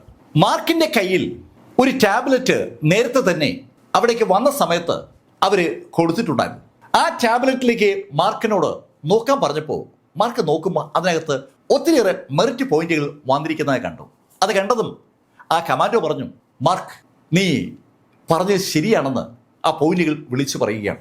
അതിനെക്കുറിച്ച് അവരെങ്ങനെ സംസാരിച്ചുകൊണ്ടിരിക്കുമ്പോൾ വീണ്ടും നേരത്തെ ഉച്ചയ്ക്ക് ശേഷം ഉണ്ടായതുപോലെ പെട്ടെന്ന് ആ എൻറ്റയർ മേഖലയും അങ്ങിരുണ്ടു. അത് കണ്ടതും കമാൻഡോ മാർക്കിനോട് ഓടും പറഞ്ഞു, ഏയ് നിങ്ങൾ വേഗം ഒളിച്ചു, വീണ്ടും സീഫർ അറ്റാക്ക് ചെയ്യാണ്. ആ ഇരുട്ട് കാണുമ്പോഴേ അവർക്കറിയാം സീഫറാണ് വരുന്നതെന്ന്. പറഞ്ഞു തീരും മുമ്പേ ആ ഇരുണ്ട മേഘങ്ങൾ കാട്ടിൽ നിന്ന് സിറ്റിയിൽ എത്തിക്കഴിഞ്ഞു. അതിവേഗമാണ് ആ സിറ്റി മതിലിന് മുകളിലൂടെ ആ മേഘം ആ എൻറ്റയർ സിറ്റി കവർ ചെയ്യുന്നത്. സിറ്റി കവർ ചെയ്ത് കഴിഞ്ഞതും ആ മേഘം തുടരെ മിന്നലുകളുമായി ആ സിറ്റിയെ അറ്റാക്ക് ചെയ്ത് തുടങ്ങി. മാർക്കിനോ ഊവയ്ക്കോ ആ കമാൻഡോസിനോ ഒന്നും ചെയ്യാൻ പറ്റുന്ന ഒരു സാഹചര്യമല്ല ഇപ്പോൾ ഉണ്ടായിരിക്കുന്നത്. ഇപ്പോൾ നടക്കുന്ന ഒരു മാന്ത്രിക അറ്റാക്കാണ്. ആ അറ്റാക്കിനെ പ്രതിരോധിക്കാനേ അവർക്ക് പറ്റൂ. തിരിച്ച് അറ്റാക്ക് ചെയ്യാൻ അവർക്ക് പറ്റത്തില്ല. മേഘങ്ങളാണ് അറ്റാക്ക് ചെയ്യുന്നത്. മാർക്ക് എന്ത് ചെയ്യണമെന്നറിയാതെ പാഞ്ഞു വരുന്ന മിന്നലുകളിൽ നിന്ന് അതിവേഗം അങ്ങോട്ടും ഇങ്ങോട്ടും മാറി സ്വന്തം തടി രക്ഷിക്കാനുള്ള ശ്രമം നടത്തിക്കൊണ്ടിരിക്കുമ്പോൾ പെട്ടെന്നാണ് ആ എൻറ്റയർ മേഘത്തിലേക്കും അതിശക്തമായ ഒരു പ്രകാശം ഇടിച്ചു കയറുന്നത്. ഒരു സോഡ് എനർജി എന്ന് വിളിക്കാൻ കഴിയുന്ന ശരിയിൽ അതിശക്തമായ ഒരു പ്രകാശം ആ മേഘങ്ങളിൽ പടർന്നു കയറിയതും പെട്ടെന്ന് ആ മേഘങ്ങൾ ചിതറി. ആ ചിതറിയ മേഘങ്ങൾ രണ്ട് ഭാഗത്തായി മാറിയതിനു ശേഷം പെട്ടെന്നാണ് ഒന്നിച്ചു ചേർന്നത്. ഒന്നിച്ചു ചേർന്ന ആ മേഘങ്ങളിൽ നിന്ന് അതിശക്തമായ മിന്നലുകൾ ആ കോട്ടയ്ക്ക് മുകളിൽ ഒരു പ്രത്യേക പോയിന്റിലേക്ക് കേന്ദ്രീകരിച്ചു. തുരുതുര മിന്നല് ആ പോയിന്റിലേക്ക് വരികയാണ്. മാർക്ക് ഫെല്ലറും അതുപോലെ ഊവും ഇപ്പോഴാണ് ആ കാഴ്ച കാണുന്നത്. ആ മിന്നലുകൾ കേന്ദ്രീകരിക്കുന്നത് ഒരു വ്യക്തിയാണ്. ആ വ്യക്തിയുടെ ബോഡിയിലേക്ക് ഇഷ്ടം പോലെ മിന്നൽ അടിച്ചു കയറുമ്പോൾ ആ വ്യക്തിയും തൻ്റെ ഇരു കൈകളും അങ്ങനെ ഉയർത്തിപ്പിടിച്ചിരിക്കുകയാണ്. അയാളുടെ കയ്യിൽ നിന്ന് അതിശക്തമായ പ്രകാശം ആ മേഘങ്ങൾക്ക് നേരെയും പാഞ്ഞു പോവുകയാണ്. ശരിക്കും ഡിവൈൻ വെപ്പണുകൾ ഉപയോഗിച്ചുള്ള അറ്റാക്ക് ഇരുഭാഗവും നടത്തുകയാണെന്ന് ഈ ശൈലിയിലുള്ള യുദ്ധം ഹോളി റീജിയനിൽ ഒരുപാട് കണ്ടിട്ടുള്ള മാർക്കിനും ഊവയ്ക്കും അറിയാം. അവരെങ്ങനെ അന്തം വിട്ട് നോക്കുമ്പോൾ ആ മനുഷ്യൻ്റെ കയ്യിലെ പവർ അങ്ങ് കൂടി. ശരിക്കും അയാൾ തൻ്റെ മുഴുവൻ ശക്തിയും ആ കൈകളിലേക്ക് ആവാഹിച്ചുകൊണ്ട് ശക്തമായി ആ കൈകളൊന്ന് അനക്കിയതും അതിശക്തമായ ആ പ്രകാശം ആ മേഘങ്ങളെ ഒരിക്കൽ കൂടി ചിതറിപ്പിച്ചു. മേഘങ്ങൾ പൂർണ്ണമായി ചിതറിയതും പെട്ടെന്ന് ആ കോട്ടയ്ക്ക് മുകളിലുണ്ടായിരുന്ന മുഴുവൻ മേഘങ്ങളും അതിവേഗം അവിടെ പിൻവലിക്കപ്പെട്ടു. ശരിക്കും മേഘങ്ങളെ ഇഷ്ടാനുസരണം നിയന്ത്രിക്കാൻ കഴിയുന്ന ഒരു കപ്പാസിറ്റി ഉപയോഗിച്ചാണ് സീഫർ ആ അറ്റാക്ക് നടത്തുന്നത്. മേഘങ്ങളെ തമ്മിൽ കൂട്ടിയിടിപ്പിച്ച് മിന്നലുണ്ടാക്കുക, ആ മിന്നൽ ഒരു പോയിന്റിലേക്ക് കേന്ദ്രീകരിക്കുക, ഇതൊക്കെ സീഫർക്ക് നിഷ്പ്രയാസം പറ്റുമെന്ന് ആ കാഴ്ച കാണുന്ന ആർക്കും അറിയാം. സീഫറുടെ മേഘങ്ങളൊക്കെ അപ്രത്യക്ഷമായതും മാർക്കും ഊവയും ആ മേഘങ്ങളെ ഓടിച്ച വ്യക്തിയുടെ അടുത്തേക്ക് ഓടിയെത്തുമ്പോൾ അനവധി കമാൻഡോസും അവിടെ ഓടിയെത്തിക്കഴിഞ്ഞു. ആ മനുഷ്യൻ്റെ ദേഹത്തൂടി രക്തം ഒലിക്കുന്നുണ്ട്. ശരിക്കും ധാരാളം മുറിവ് അയാൾക്ക് പറ്റിയിട്ടുണ്ട്. ആ ആളുടെ അടുത്തേക്ക് ഓടിയെത്തിയ കമാൻഡോസ് ഒന്നിറങ്ങും മുട്ടുകുത്തി അയാളെ വണങ്ങി. അത് കേട്ടതും മാർക്കും ഊവയും അതുപോലെ വണങ്ങി. പെട്ടെന്നാണ് അവർ ആ ശബ്ദം ഉറക്കെ കേട്ടത്. ജനറൽ ലീ ഫെങ്, ഞങ്ങൾ അങ്ങേ വണങ്ങുന്നു. ജനറൽ ലീ ഫെങ് എന്ന വ്യക്തിയാണ് അവിടെ നിൽക്കുന്നത്. ആ സിറ്റിയുടെ ജനറലാണ്. അയാളുടെ അമാനുഷികമായ ആ സ്കില്ല് ഉപയോഗിച്ചാണ് അയാൾ ആ മോൺസ്റ്റർ തലവന്റെ അറ്റാക്കിനെ ഇപ്പോൾ പ്രതിരോധിച്ചത്. പക്ഷെ അതിന് അയാൾ വില കൊടുക്കേണ്ടി വന്നിരിക്കുകയാണ്. അയാൾ ഒരുപാട് ക്ഷീണിച്ചിട്ടുണ്ട്. അയാളുടെ അടുത്തേക്ക് വന്ന മാർക്ക് ഫെല്ലർ അദ്ദേഹത്തോട് പറഞ്ഞു, ജനറൽ, അങ്ങയുടെ പോരാട്ടം ശരിക്കും ഞങ്ങളെ ഒരുപാട് അമ്പരപ്പിച്ചിരിക്കുകയാണ്. ശരിക്കും ജനറലിന്റെ ആ പോരാട്ടം കണ്ടു നിൽക്കാനല്ലാതെ അവർക്ക് അതിനകത്തൊന്നും ചെയ്യാൻ പറ്റുമായിരുന്നില്ല. ജനറൽ മാർക്കിനെ ഒന്ന് സൂക്ഷിച്ചു നോക്കി. മാർക്ക് ജനറലോട് പറഞ്ഞു, ജനറൽ, ഞങ്ങൾക്ക് ആവശ്യത്തിനുള്ള മെറിറ്റ് പോയിന്റായി. ഇനി നിലവറയിലേക്ക് പോകാനുള്ള അനുവാദം കിട്ടില്ലേ? അത് കേട്ടതും ജനറൽ മാർക്കിനോട് പറഞ്ഞു, ഏയ് മാർക്ക് ഫെല്ലർ, നീ ആദ്യം സ്റ്റോർ റൂമിലേക്ക് ചെല്ല്. അവര് ബാക്കി കാര്യങ്ങൾ നിന്നോട് പറയും. നമ്മുടെ കയ്യിലുള്ള മെറിറ്റ് പോയിന്റുകൾ എക്സ്ചേഞ്ച് ചെയ്യാനുള്ള സ്ഥലമാണ് സ്റ്റോർ റൂമെന്ന് അത് കേട്ടപ്പോൾ മാർക്കിന് മനസ്സിലായി. സംസാരിച്ചപ്പോൾ ഊവിനോടും ജനറൽ അങ്ങനെ തന്നെയാണ് പറഞ്ഞത്. രണ്ടുപേരും സ്റ്റോർ റൂമിലേക്ക് നടക്കാൻ പോയതും ജനറൽ അവരോടായി പറഞ്ഞു, നിങ്ങൾ സ്റ്റോർ റൂമിൽ നിന്ന് നിങ്ങളുടെ രക്ഷയ്ക്ക് ആവശ്യമായ സാധനങ്ങൾ സംഘടിപ്പിച്ചോളൂ. നിങ്ങൾ ഉടൻ തന്നെ ഒരു സ്കൗട്ട് ഗ്രൂപ്പിന്റെ ഭാഗമാകും. അത് കേട്ടതും മാർക്കും ഊവയും തിരിഞ്ഞ് ജനറൽ നോക്കി. തന്നെ നോക്കി നിൽക്കുന്ന ആ രണ്ടുപേരോടുമായി ഊവ പറഞ്ഞു, ഇവിടെ നിന്ന് ആ സീഫറുടെ താവളം കണ്ടുപിടിക്കാനായി ഞങ്ങൾ സ്കൗട്ടുകളെ അയക്കും. അയാൾ എന്താ ചെയ്യുന്നതെന്നും അയാളുടെ ശക്തി എന്താണെന്നും നമുക്ക് വ്യക്തമായി അറിയേണ്ടിയിരിക്കുന്നു. ഇവിടെ നിന്ന് പോകുന്ന സ്കൗട്ട് ടീമിൽ നിങ്ങൾ രണ്ടുപേരും ഉണ്ടാകും. മാർക്കിനും ഊവയ്ക്കും അത് കേട്ടതും ശരിക്കും ഒരു ടെൻഷനാണ് ഉണ്ടാകുന്നത്. സീഫർ ഇവിടെ എത്തുമ്പോൾ തന്നെ ഇതാണ് ശൈലി.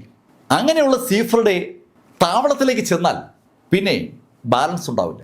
സീഫർ ഇപ്പോൾ യുദ്ധത്തിന് വന്നപ്പോൾ പോലും യഥാർത്ഥത്തിൽ അയാളുടെ ആസ്ഥാനത്ത് നിന്ന് ചലിച്ചിരിക്കാൻ ഒരു സാധ്യതയുമില്ല. അവിടെ ഇരുന്നുകൊണ്ടാണ് അയാൾ യുദ്ധം നയിച്ചത്. അങ്ങനെയുള്ള അയാളുടെ കേന്ദ്രത്തിലേക്ക് ചെല്ലുക എന്ന് പറഞ്ഞാൽ അത് ആത്മഹത്യ ചെയ്യുന്നതിന് തുല്യമാണ്. പക്ഷെ വേറെ ഒരു മാർഗവുമില്ല.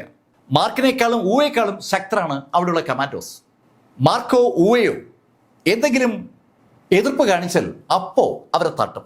അത് ഏതാണ്ട് ഉറപ്പാണ്. അതുകൊണ്ട് തന്നെ ഒന്നും മിണ്ടാതെ മാർക്ക് ഫെല്ലറും ഊവയും ജനറൽ പറഞ്ഞ സ്റ്റോർ റൂമിൻ്റെ അടുത്തേക്ക് നടന്നു. അങ്ങോട്ട് നടക്കുമ്പോൾ ഭടന്മാർ കൃത്യമായ വഴി മാർക്കിനും ഊവയ്ക്കും കാണിച്ചു കൊടുക്കുകയും ചെയ്തു. ഇപ്പോഴാണ് യഥാർത്ഥത്തിൽ മാർക്ക് ഫെല്ലർ ആ കോട്ടയുടെ അകത്തേക്ക് കടക്കുന്നത്. ഇതുവരെ മാർക്ക് കോട്ടയുടെ മുകളിലാണ് ഉണ്ടായിരുന്നത്. അതിവിശാലമായ ഒരു കോട്ടയ്ക്കകത്ത് മാർക്കും ഊവയെ എത്തിയിരിക്കുന്നത്. ഈ കോട്ടയിൽ എവിടെയോ നിലവറയുണ്ട്. ആ നിലവറയ്ക്കുള്ളിലാണ് ടിയാൻജി മാർക്കിനോട് പറഞ്ഞ ആ മനുഷ്യനുള്ളത്. അത് ആരാണെന്നോ അദ്ദേഹത്തിന് എന്തിനാണ് രക്ഷിക്കേണ്ടതെന്നോ മാർക്കിന് അറിയില്ല. മാർക്ക് ആ സംശയം ഊവയോട് ചോദിച്ചതും ഊവയെ മാർക്കിനോട് പറഞ്ഞു, മാർക്ക്, എനിക്ക് തോന്നുന്നത് ആ സീഫറെ നേരിടാൻ ആ നിലവറയിലെ മനുഷ്യന് മാത്രമേ പറ്റൂ എന്നാണ്.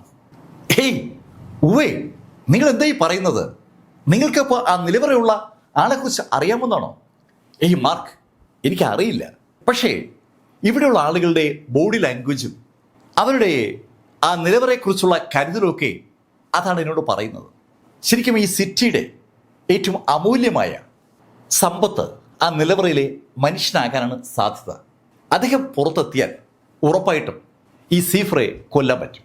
സീഫർ കൈയും മെയ്യും മറന്ന് പൂർണ്ണ ശക്തിയിൽ ഈ സിറ്റി ആക്രമിക്കുകയാണെങ്കിൽ ഞാൻ ഉറപ്പിച്ചു പറയുന്നു മാർക്ക്, നമ്മൾ ഇടപെടാതെ തന്നെ ആ നിലവറയിൽ നിന്ന് ഈ സിറ്റി ലോഡും അദ്ദേഹത്തിൻ്റെ അനുചരന്മാരും ചേർന്ന് ആ വ്യക്തിയെ പുറത്തെത്തിക്കും. അങ്ങനെ പറയുമ്പോഴേക്കും മാർക്കും ഊവും നടന്ന് സ്റ്റോർ റൂമിൻ്റെ ഭാഗത്തെത്തി. സ്റ്റോർ റൂമിൽ ഒരുപാട് വിശേഷപ്പെട്ട വിഭവങ്ങളുണ്ട്. ആ വിഭവങ്ങളിലേക്ക് മാർക്ക് നോക്കുമ്പോൾ സ്റ്റോർ റൂമിൻ്റെ നടത്തിപ്പുകാരൻ മാർക്കിനോട് പറഞ്ഞു, നിങ്ങൾക്ക് ഇവിടെയുള്ള ഏത് വേണമെങ്കിലും എടുക്കാം. നല്ല ആയുധങ്ങൾ ഒരുപാടുണ്ട്. പിന്നെ ഈ ഭാഗത്ത് കാണുന്നതൊക്കെ കുറച്ച് മാന്ത്രികത കലർന്ന സാധനങ്ങളാണ്. അങ്ങനെ ആ സ്റ്റോർ കീപ്പർ പറഞ്ഞപ്പോൾ മാർക്ക് ഫെല്ലർ ആ മാന്ത്രികത നിറഞ്ഞ സാധനങ്ങൾ എന്ന് പറയുന്ന സംവിധാനത്തിലേക്ക് നോക്കി. അവിടെ മാർക്ക് ആദ്യം കണ്ടത് ഒരു ഹാറ്റാണ്. മാർക്ക് ആ ഹാറ്റ് നോക്കുമ്പോൾ സ്റ്റോർ കീപ്പർ മാർക്കിനോട് പറഞ്ഞു, അതിന് നല്ല വിലയുണ്ട്. പക്ഷെ ആ ഹാറ്റിന് നിങ്ങളുടെ ജീവൻ രക്ഷിക്കാനുള്ള കപ്പാസിറ്റിയും ഉണ്ട്. ആ തൊപ്പിക്ക് നല്ല വിലയാണെങ്കിലും മാർക്കിന്റെ ജീവൻ രക്ഷിക്കാനുള്ള കപ്പാസിറ്റി ഉള്ള തൊപ്പിയാണ് അതെന്ന് കേട്ടതും മാർക്ക് തൻ്റെ കൈവശം വരുന്ന എല്ലാ മെറിറ്റ് പോയിന്റുകളും ആ സ്റ്റോർ കീപ്പറെ ഏൽപ്പിച്ചിട്ട് ആ തൊപ്പി സ്വന്തമാക്കി. ആ തൊപ്പി മാർക്ക് എടുത്ത് വെച്ചപ്പോൾ തന്നെ മാർക്കിന് ശരിക്കും ഒരു ഉന്മേഷം ഫീൽ ചെയ്യാണ്. മാർക്കിന്റെ മുഖത്ത് പുഞ്ചിരി കണ്ടതും ആ സ്റ്റോർ കീപ്പർ മാർക്കിനോട് പറഞ്ഞു, ഏയ് സുഹൃത്തെ, ഈ തൊപ്പി നിങ്ങൾ വെച്ചിരിക്കുന്ന സമയത്ത് നിങ്ങളെ ആരറ്റാക്ക് ചെയ്താലും നിങ്ങൾക്ക് ആ അറ്റാക്ക് തടുക്കാൻ പറ്റും. ആ അറ്റാക്ക് എങ്ങനെ ഏതൊക്കെ ശൈലിയിൽ നിങ്ങളുടെ പുറത്തേക്ക് വരുന്നുവെന്ന് നിങ്ങൾക്ക് കാണാനും പറ്റും. മാർക്കിൻ്റെ ആ മാനിഫെസ്റ്റേഷൻ കേസിൻ്റെ മറ്റൊരു രൂപമാണ് അതെന്ന് അത് കേട്ടപ്പോൾ മാർക്കിന് തോന്നി. മാർക്കിൻ്റെ ആ മാനിഫെസ്റ്റേഷൻ നോട്ടം മാർക്കിന് ഒരുപാട് ഗുണങ്ങൾ നൽകുന്നുണ്ട്. ഒരു അറ്റാക്ക് വരുമ്പോൾ അതിനെ അനവധി കഷ്ണങ്ങളാക്കി ചിതറി യഥാർത്ഥത്തിൽ ആ അറ്റാക്കിൻ്റെ ഊർജം എവിടെയാണ് കേന്ദ്രീകരിക്കപ്പെട്ടതെന്ന് മാർക്കിന് മനസ്സിലാക്കാൻ പറ്റും. ഏത് തരത്തിലുള്ള മാജിക്കൽ ക്ലോണുകൾ മാർക്കിന് ചുറ്റും ഉണ്ടായാലും ആ ക്ലോണുകളുടെ ഉടമ യഥാർത്ഥത്തിൽ ഏതാണെന്ന് അറിയാനും മാർക്കിന് ആ കണ്ണിലൂടെ പറ്റും. ഇപ്പം ഇതാ മാർക്കിൻ്റെ കയ്യിൽ കിട്ടിയിരിക്കുന്ന ആ തൊപ്പിക്ക് ആളുകളുടെ മുൻപിൽ നിന്ന് മാർക്കിനെ മറയ്ക്കാനും പറ്റും. ഏത് ആളിൻ്റെ അറ്റാക്കിനെയും അതിൻ്റെ സൂക്ഷ്മതലത്തിൽ നോക്കിക്കാണാനും അതിനെ തടുക്കാനും പറ്റും. ആ തൊപ്പിക്കും പക്ഷേ ഒരു ലിമിറ്റുണ്ട്. അതിനപ്പുറത്തേക്കുള്ളത് അതിന് പറ്റത്തില്ല. എന്തായാലും സൗകര്യപ്രദമായ ഒരു കാര്യമാണ് അതെന്ന് കേട്ടതും മാർക്ക് ഫെല്ലർ ആ തൊപ്പി സ്വന്തമാക്കി. മാർക്ക് ആ തൊപ്പി സ്വന്തമാക്കുമ്പോഴേക്കും അവിടേക്ക് ഷീനയും നേരത്തെ ഷീനയ്ക്കൊപ്പം ഉണ്ടായിരുന്ന ആ ചെറുപ്പക്കാരനും കൂടി അവിടെ എത്തി. അവര് വെസ്റ്റേൺ ഗേറ്റിലായിരുന്നു യുദ്ധം നടത്തിയിരുന്നത്. മാർക്കിനെ കണ്ടപ്പോൾ അവർക്ക് ഭയങ്കര സന്തോഷം. അവരും പല സാധനങ്ങളും എക്സ്ചേഞ്ച് ചെയ്ത് വാങ്ങിച്ചു. മാർക്കിനൊപ്പമുള്ള ഊവയും അവന് മെറിറ്റ് പോയിന്റുകൾ കൊടുത്ത് വിലയ്ക്ക് വാങ്ങിച്ചത് കുറച്ച് പിൽസാണ്. കൈക്കും കാലിനും ഒരുപാട് പവർ കിട്ടുന്ന ധാരാളം പില്ലുകൾ അവിടെയുണ്ട്. അയാൾ അത് വാങ്ങുന്ന കണ്ടതും മാർക്ക് ബാക്കി ഉണ്ടായിരുന്ന മെറിറ്റ് കോയിൻ കൊടുത്ത് അതുപോലുള്ള കുറച്ച് സ്പിൽസ് വാങ്ങിച്ചു. സോള്, ആത്മാവ് ബലപ്പെടുത്തുന്ന പില്ലുകൾ, ബോഡി ബലപ്പെടുത്തുന്ന പില്ലുകൾ, ഡിവൈൻ സെൻസ് ബലപ്പെടുത്തുന്ന പില്ലുകൾ എല്ലാം അവിടെ ഉണ്ട്. മാർക്ക് പറ്റാവുന്നതൊക്കെ അവിടെ നിന്ന് വാങ്ങിച്ചു. അവരങ്ങനെ 4 പേരും കൂടി ആവശ്യമായ പർച്ചേസ് കഴിഞ്ഞ് അവിടെ നിന്ന് ഇറങ്ങാൻ പോയപ്പോഴാണ് ഒരാൾ അകത്തേക്ക് വന്നത്. അവർ ആ 4 പേരോടായി പറഞ്ഞു, നിങ്ങൾക്ക് ഉടൻ തന്നെ മിഷനിൽ പങ്കുചേരേണ്ടി വരും. മിഷനിൽ പോകാനായിട്ട് ഈ കൗണ്ടറിൽ നിന്ന് ചില സാധനങ്ങൾ നിങ്ങൾക്ക് തരും, നിങ്ങളത് വാങ്ങുക. അങ്ങനെ ആ 4 സംഘത്തോട് ആ കമാൻഡോ ഉദ്യോഗസ്ഥൻ ആ കാര്യം പറഞ്ഞതും മാർക്കും ഷെൻക്യൂനെയും ഊവയും ലിയും ആ കൗണ്ടറിലെത്തി. അവിടെ അവർക്ക് വേണ്ടി 4 സെറ്റ് സാധനങ്ങൾ ഒരുക്കി വെച്ചിരിക്കുകയാണ്. ആ എല്ലാ സാധനത്തിലും പ്രധാനമായിട്ടുള്ളത് ഒരു മിററാണ്. ആ കണ്ണാടി കണ്ട മാർക്ക് കൗതുകത്തോടെ ആ കണ്ണാടി കയ്യിലെടുക്കുമ്പോൾ ആ സ്റ്റോർ കീപ്പറുടെ അടുത്തേക്ക് നടന്നെത്തിയ കമാൻഡോ മാർക്കിനോട് പറഞ്ഞു, മാർക്ക്, ഈ മിറർ ശരിക്കൊരു റിഫ്ലക്ഷൻ മിററാണ്. നിനക്ക് നേരെ വരുന്ന ഏത് അറ്റാക്കിനെയും പ്രതിഫലിപ്പിക്കാൻ ഈ മിററിന് എളുപ്പം പറ്റും. അത് കേട്ടപ്പോൾ മാർക്കിന് വല്ലാത്തൊരു കൗതുകം. മാർക്കിന് നേരെ ആരെങ്കിലും ഇടിക്കുമ്പോൾ ഈ മിറർ എടുത്ത് കാണിച്ചാൽ ആ ഇടി റിഫ്ലക്റ്റ് ചെയ്യപ്പെടും, പുറത്തു കൊള്ളാതെ പോകും. അതെന്തായാലും കൊള്ളാമല്ലോ. ആ ഇടി കുറച്ചുകൂടി ശ്രദ്ധാപൂർവം റിഫ്ലക്റ്റ് ചെയ്യിപ്പിച്ചാൽ അടുത്തിരിക്കുന്ന ആളുടെ പുറത്ത് കൊടുക്കാനും പറ്റും. അതിനെക്കുറിച്ച് ആലോചിച്ചപ്പോൾ മാർക്കിൻ്റെ ഉള്ളിൽ ഒരു പുഞ്ചിരി വരികയാണ്. മാർക്ക് പുഞ്ചിരിക്കുന്ന കണ്ടതും ആ കമാൻഡോ മാർക്കിനോട് പറഞ്ഞു, മാർക്ക്, ഈ സ്കൗട്ട് യാത്രയിൽ നിങ്ങൾ കാണുന്ന എല്ലാ കാര്യങ്ങളും ഈ മിറർ ഇവിടെ അറിയിച്ചുകൊണ്ടേയിരിക്കും. ശരിക്കും ഒരു ലൈവായിട്ട് അവിടുത്തെ കാര്യങ്ങൾ ഇവിടെ എത്തിക്കുന്ന സംവിധാനമാണ് ഈ കണ്ണാടി എന്ന് പറയുന്നത്. ആ കമാൻഡോ ആ 4 പേരോടും അങ്ങനെ പറഞ്ഞുകൊണ്ടിരിക്കുമ്പോൾ അവിടേക്ക് മറ്റൊരു ചെറുപ്പക്കാരൻ കൂടി വന്നു. ആ ചെറുപ്പക്കാരൻ്റെ കയ്യിൽ ഒരു ചെസ് ബോർഡുണ്ട്. ഇടത് കയ്യിൽ ചെസ് ബോർഡുമായി അവിടേക്ക് വന്ന ആ ചെറുപ്പക്കാരൻ മാർക്കിൻ്റെയും കൂട്ടിലെ അടുത്തെത്തിയതും അവരോട് പറഞ്ഞു, നോക്ക്, ഞാനും നിങ്ങളെപ്പോലെ സ്കൗട്ടിന് തിരഞ്ഞെടുക്കപ്പെട്ട ആളാണ്. നമ്മൾ ഒന്നിച്ചാണ് പോകാൻ പോകുന്നത്. നിങ്ങൾക്ക് എന്നെ ഫോളോ ചെയ്യാൻ പറ്റിയാൽ അധികം ബുദ്ധിമുട്ടില്ലാതെ ആ കാട്ടിലേക്ക് പോയി അവരുടെ ലക്ഷ്യസ്ഥാനം കണ്ടിട്ട് വേഗം മടങ്ങി വരാൻ പറ്റും. തങ്ങൾക്ക് ലഭിച്ചിരിക്കുന്ന ആ ടാസ്ക് സീഫറുടെ ആസ്ഥാനം പോയി നിരീക്ഷിച്ച് റിപ്പോർട്ട് ചെയ്യാനായി കിട്ടിയിരിക്കുന്ന ആ ടാസ്ക് അത് ഒരു ചെറിയ സംഭവമാണെന്ന മട്ടിലാണ് ആ ചെറുപ്പക്കാരൻ സംസാരിക്കുന്നത്. കയ്യിൽ ചെസ് ബോർഡുമായി വന്ന ആ ചെറുപ്പക്കാരൻ ലീ യുവാൻ മാർക്കിനെയും കൂട്ടിലും നോക്കിയിട്ട് അവരോടായി പറഞ്ഞു, ഈ വനത്തിലേക്ക് പോകുമ്പോൾ എൻ്റെ കയ്യിലുള്ള ഈ ചെസ് ബോർഡ് നമുക്കൊരു സഹായകരമായി മാറും. അങ്ങനെ ആ ലീ യുവാൻ പറഞ്ഞപ്പോൾ കൂടുതലുള്ള ആളുകൾക്ക് അതെന്താണെന്ന് അറിയാനുള്ള ഒരു കൗതുകം ഉണ്ടായി. അവരങ്ങനെ സംസാരിച്ചുകൊണ്ടിരിക്കുമ്പോൾ വേറെ 1-2 ആളുകൾ കൂടി അവിടെ എത്തി. അവർക്കും ഈ സ്കൗട്ടിന്റെ ചുമതലയുണ്ട്. ലീ യുവാൻ ഉൾപ്പെടെ ഇപ്പൊ 7 പേര് അവിടെ ഉണ്ട്. സ്കൗട്ടിന്റെ ഭാഗമാണ് ആ 7 പേരും. ആ 7 പേരും പരസ്പരം പരിചയപ്പെട്ടപ്പോഴേക്കും വേറെ 3 പേരുടെ എത്തി, 10 പേരായി. ആ സമയത്ത് ഒരു കമാൻഡോ അകത്തേക്ക് വന്നു. കമാൻഡോ അവരെ ആ 10 പേരെയും മുകളിലേക്ക് വിളിപ്പിച്ചു. മുകളിൽ അവരെത്തുമ്പോൾ ജനറൽ അവിടെ കാത്തു നിൽക്കുകയാണ്. ജനറൽ അവരോട് പറഞ്ഞു, നോക്ക്, നിങ്ങൾക്ക് ആ സീഫറുടെ ആസ്ഥാനത്തെക്കുറിച്ച് അറിയാൻ പറ്റുന്ന കാര്യങ്ങളൊക്കെ അറിഞ്ഞ് ഇവിടെ അറിയിക്കുക എന്നുള്ളതാണ് ജോലി. ഞങ്ങളുടെ ഈ ഉത്തരവ് ധിക്കരിച്ചാൽ നിങ്ങൾക്ക് പിന്നെ ജീവിതമില്ല. അതുകൊണ്ട് വേറെ ഓപ്ഷനെ കുറിച്ചൊന്നും ആലോചിക്കണ്ട. അത്രയും പറഞ്ഞപ്പോൾ മാർക്ക് ജനറലോട് ചോദിച്ചു, ജനറൽ, നമ്മൾ എങ്ങനെ അവിടേക്ക് പോവും? മാർക്ക് അതിനെക്കുറിച്ച് ആലോചിച്ച് ടെൻഷൻ അടിക്കണ്ട. ഈ കോട്ടയ്ക്കുള്ളിൽ നിന്ന് വഴികൾ ആ വനത്തിനകത്തേക്ക് ഉണ്ട്, തുരങ്കങ്ങൾ. അങ്ങനെ പറഞ്ഞിട്ട് ഒരു നിമിഷം നിശബ്ദനായ ജനറൽ അവരോട് പറഞ്ഞു, 3 തുരങ്കങ്ങളാണ് ഞങ്ങൾ തയ്യാറാക്കിയിരിക്കുന്നത്. അതിൽ ഏത് തുരങ്കം വേണമെങ്കിലും നിങ്ങൾക്ക് സെലക്ട് ചെയ്യാം. നിങ്ങൾ തിരഞ്ഞെടുക്കുന്ന ടണൽ നിങ്ങളെ ഉറപ്പായും ആ വനത്തിലെത്തിക്കും. പിന്നെ നിങ്ങൾ തിരഞ്ഞെടുക്കുന്ന ടണലിനനുസരിച്ച് നിങ്ങൾക്ക് ലഭിക്കുന്ന എതിർപ്പിൽ വ്യത്യാസങ്ങളും ഉണ്ടാവും. നിങ്ങൾ ചെന്ന് ഇറങ്ങുന്ന സ്ഥലത്ത് ചിലപ്പോൾ നിങ്ങൾക്ക് നിർഭാഗ്യമാണെങ്കിൽ ആ മോൺസ്റ്റേഴ്സ് ഉള്ള സ്ഥലമായിരിക്കും. ഭാഗ്യമുണ്ടെങ്കിൽ അവരാരും ഇല്ലാത്ത സ്ഥലത്ത് നിങ്ങളെത്തും. എന്തായാലും നിങ്ങൾക്ക് അവിടേക്ക് പോകാൻ ചില സാധനങ്ങൾ ഞങ്ങൾ നൽകുന്നുണ്ട്. നേരത്തെ അവർക്ക് കിട്ടിയ ആ മിററിന് പുറമെ മറ്റു ചില സാധനങ്ങൾ കൂടി ഉടൻ അവിടെ കൊണ്ടുവന്നു. അതിൽ ഒരെണ്ണം എല്ലാവർക്കുള്ള ഡ്രസ്സാണ്. ജനറൽ എല്ലാവരോടും പറഞ്ഞു, ആദ്യം നിങ്ങൾ ആ ഡ്രസ്സ് എടുത്ത് അണിഞ്ഞ്. കേൾക്കേണ്ട താമസം എല്ലാവരും ഡ്രസ്സ് എടുത്ത് അണിഞ്ഞു. ആ ഡ്രസ്സ് അണിഞ്ഞു നിൽക്കുന്ന ആളുകളോടായി ജനറൽ പറഞ്ഞു, ഈ ഡ്രസ്സ് നിങ്ങൾ അണിഞ്ഞിരിക്കുന്ന സമയത്ത് നിങ്ങളെ ആ മോൺസ്റ്റേഴ്സിനോ ഡീമൻസിനോ കാണാൻ പറ്റില്ല. പെട്ടെന്ന് മാർക്ക് ചോദിച്ചു, ജനറൽ, അപ്പോൾ ആ സീഫർക്കോ? ആ സീഫർ ചിലപ്പോൾ കണ്ടേക്കും. സീഫറെ പോലെ അതിശക്തനായ ഒരാൾക്ക് ആ വസ്ത്രത്തിന്റെ മാജിക്കൽ പവറൊന്നും ഒരു വിഷയമല്ല എന്നാണ് ജനറൽ പറഞ്ഞു വരുന്നത്. ജനറൽ ആവശ്യമായ സാധനങ്ങളൊക്കെ അവർക്ക് ഹാൻഡ് ഓവർ ചെയ്തതിനു ശേഷം അവിടെ നിന്ന് വിശ്രമിക്കാനായി അകത്തേക്ക് പോയി. അദ്ദേഹത്തിന് ഗുരുതരമായി പരിക്കേറ്റിട്ടുണ്ട്. പക്ഷേ ഈ സ്ക്വാഡുകാർ പുറത്തേക്ക് പോകുന്നത് കൊണ്ട് അദ്ദേഹം അവരെ കാണാനായി വന്നതാണ്. ജനറൽ പോയി കഴിഞ്ഞതും ആ കമാൻഡോകളുടെ ലീഡർ മാർക്കിനോട് കൂട്ടോടായി പറഞ്ഞു, നിങ്ങൾ പേടിക്കേണ്ട കാര്യമൊന്നുമില്ല. നിങ്ങൾ ആ ടണലുകളിലൂടെ അകത്തേക്ക് നീങ്ങുമ്പോൾ ഞങ്ങൾ അവിടെയുള്ള ആ മോൺസ്റ്റേഴ്സിനെയും ഡീമൻസിൻ്റെയും ശ്രദ്ധ തെറ്റിക്കാനുള്ള കാര്യങ്ങൾ ചെയ്യും. ഞങ്ങളുടെ ഒരു വൻ സേന കരയിലൂടെ ആ വനത്തിലേക്ക് നീങ്ങും. സ്വാഭാവികമായിട്ടും വനത്തിനകത്തുള്ള ഡീമനുകളും മോൺസ്റ്ററുകളും ഞങ്ങളുടെ സേനയെ നേരിടും. ആ സമയത്താകണം നിങ്ങൾ ടണലുകൾ വഴി ആ വനത്തിനകത്തേക്ക് അടക്കേണ്ടത്. അവിടെ നിങ്ങൾ എന്ത് കണ്ടാലും അത് മിററുകൾ വഴി അപ്പോൾ ഞങ്ങൾക്ക് റിപ്പോർട്ട് ചെയ്യും. നിങ്ങൾ റിപ്പോർട്ട് ചെയ്യുന്ന വിവരങ്ങളുടെ അടിസ്ഥാനത്തിലായിരിക്കും നിങ്ങൾക്ക് മെറിറ്റ് പോയിന്റുകൾ കിട്ടുക.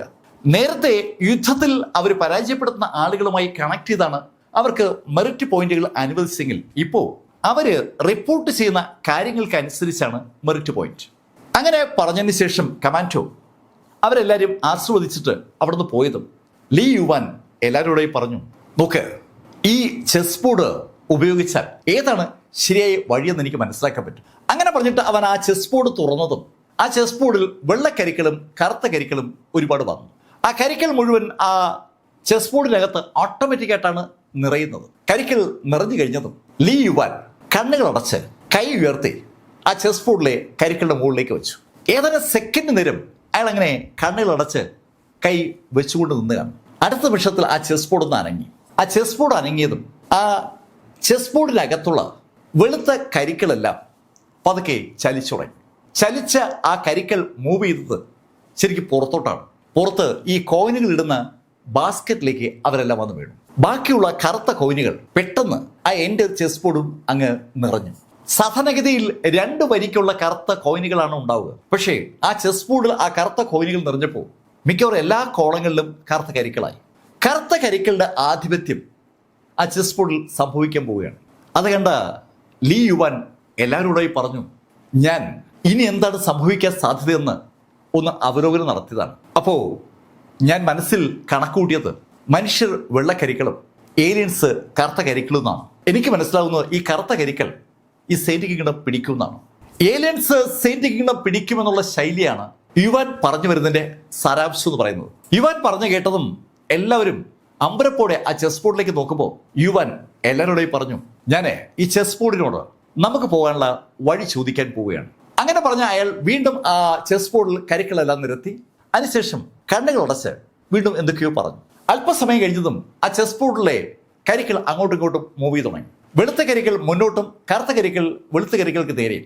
അങ്ങനെ മുന്നേറുന്നതിനിടയിൽ അവിടെ ശരിക്കൊരു യുദ്ധം നടക്കുകയാണ്. വെളുത്ത കരിക്കളും കറുത്ത കരിക്കളും തമ്മിലുള്ള ഒരു യുദ്ധമാണ് അവിടെ ആ ചെസ് ബോർഡിനകത്ത് നടക്കുന്നത്. ആ കാഴ്ച കൗതുകപൂർവ്വം നോക്കി നിൽക്കുന്ന ഷെൻ ക്യൂനയോട് മാർക്ക് പറഞ്ഞു, ഷെൻ ബാ നമുക്ക് പോവാം. മാർക്ക് അത് പറഞ്ഞിട്ട് മുന്നോട്ട് നടന്നതും മാർക്കിന് തൊട്ടുപുറകെ ഷെൻ ക്യൂന നടന്നു തുടങ്ങി. ഷെന്നിന് തൊട്ടുപുറകെ ഊവയും നടന്നു. അത് കണ്ടതും ഷെന്നിനൊപ്പമുള്ള ആ ചെറുപ്പക്കാരനും മറ്റൊരാളും കൂടി മാർക്കിനൊപ്പം നടന്നു തുടങ്ങി. അവരങ്ങനെ പോകുമ്പോഴും ഈ ചെസ് ബോർഡ് ആക്ടിവേറ്റ് ചെയ്തിരിക്കുന്ന യുവാൻ വിവിധ ശൈലിയിലുള്ള ടാസ്കുകൾ ആ ചെസ് ബോർഡ് കൊടുത്തുകൊണ്ടിരിക്കുകയാണ്. അവസാനം ചെസ് ബോർഡ് ഒരു വഴി കണ്ടുപിടിച്ചു. അത് കണ്ടതും ബാക്കിയുള്ള ആളുകൾ അതുവഴി പോകാൻ തീരുമാനിച്ചു.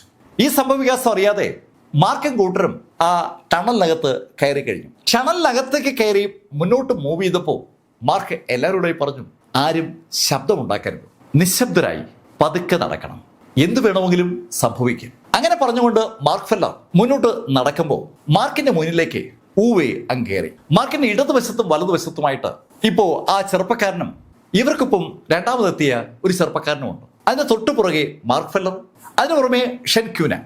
ഇങ്ങനെയാണ് ആ ടീം മുന്നോട്ട് പോകുന്നത്. കഥയുടെ ഈ ഭാഗം ഞാനിവിടെ അവസാനിപ്പിച്ചു. അടുത്ത ഭാഗവുമായി അടുത്ത ദിവസം വീണ്ടും കാണാം.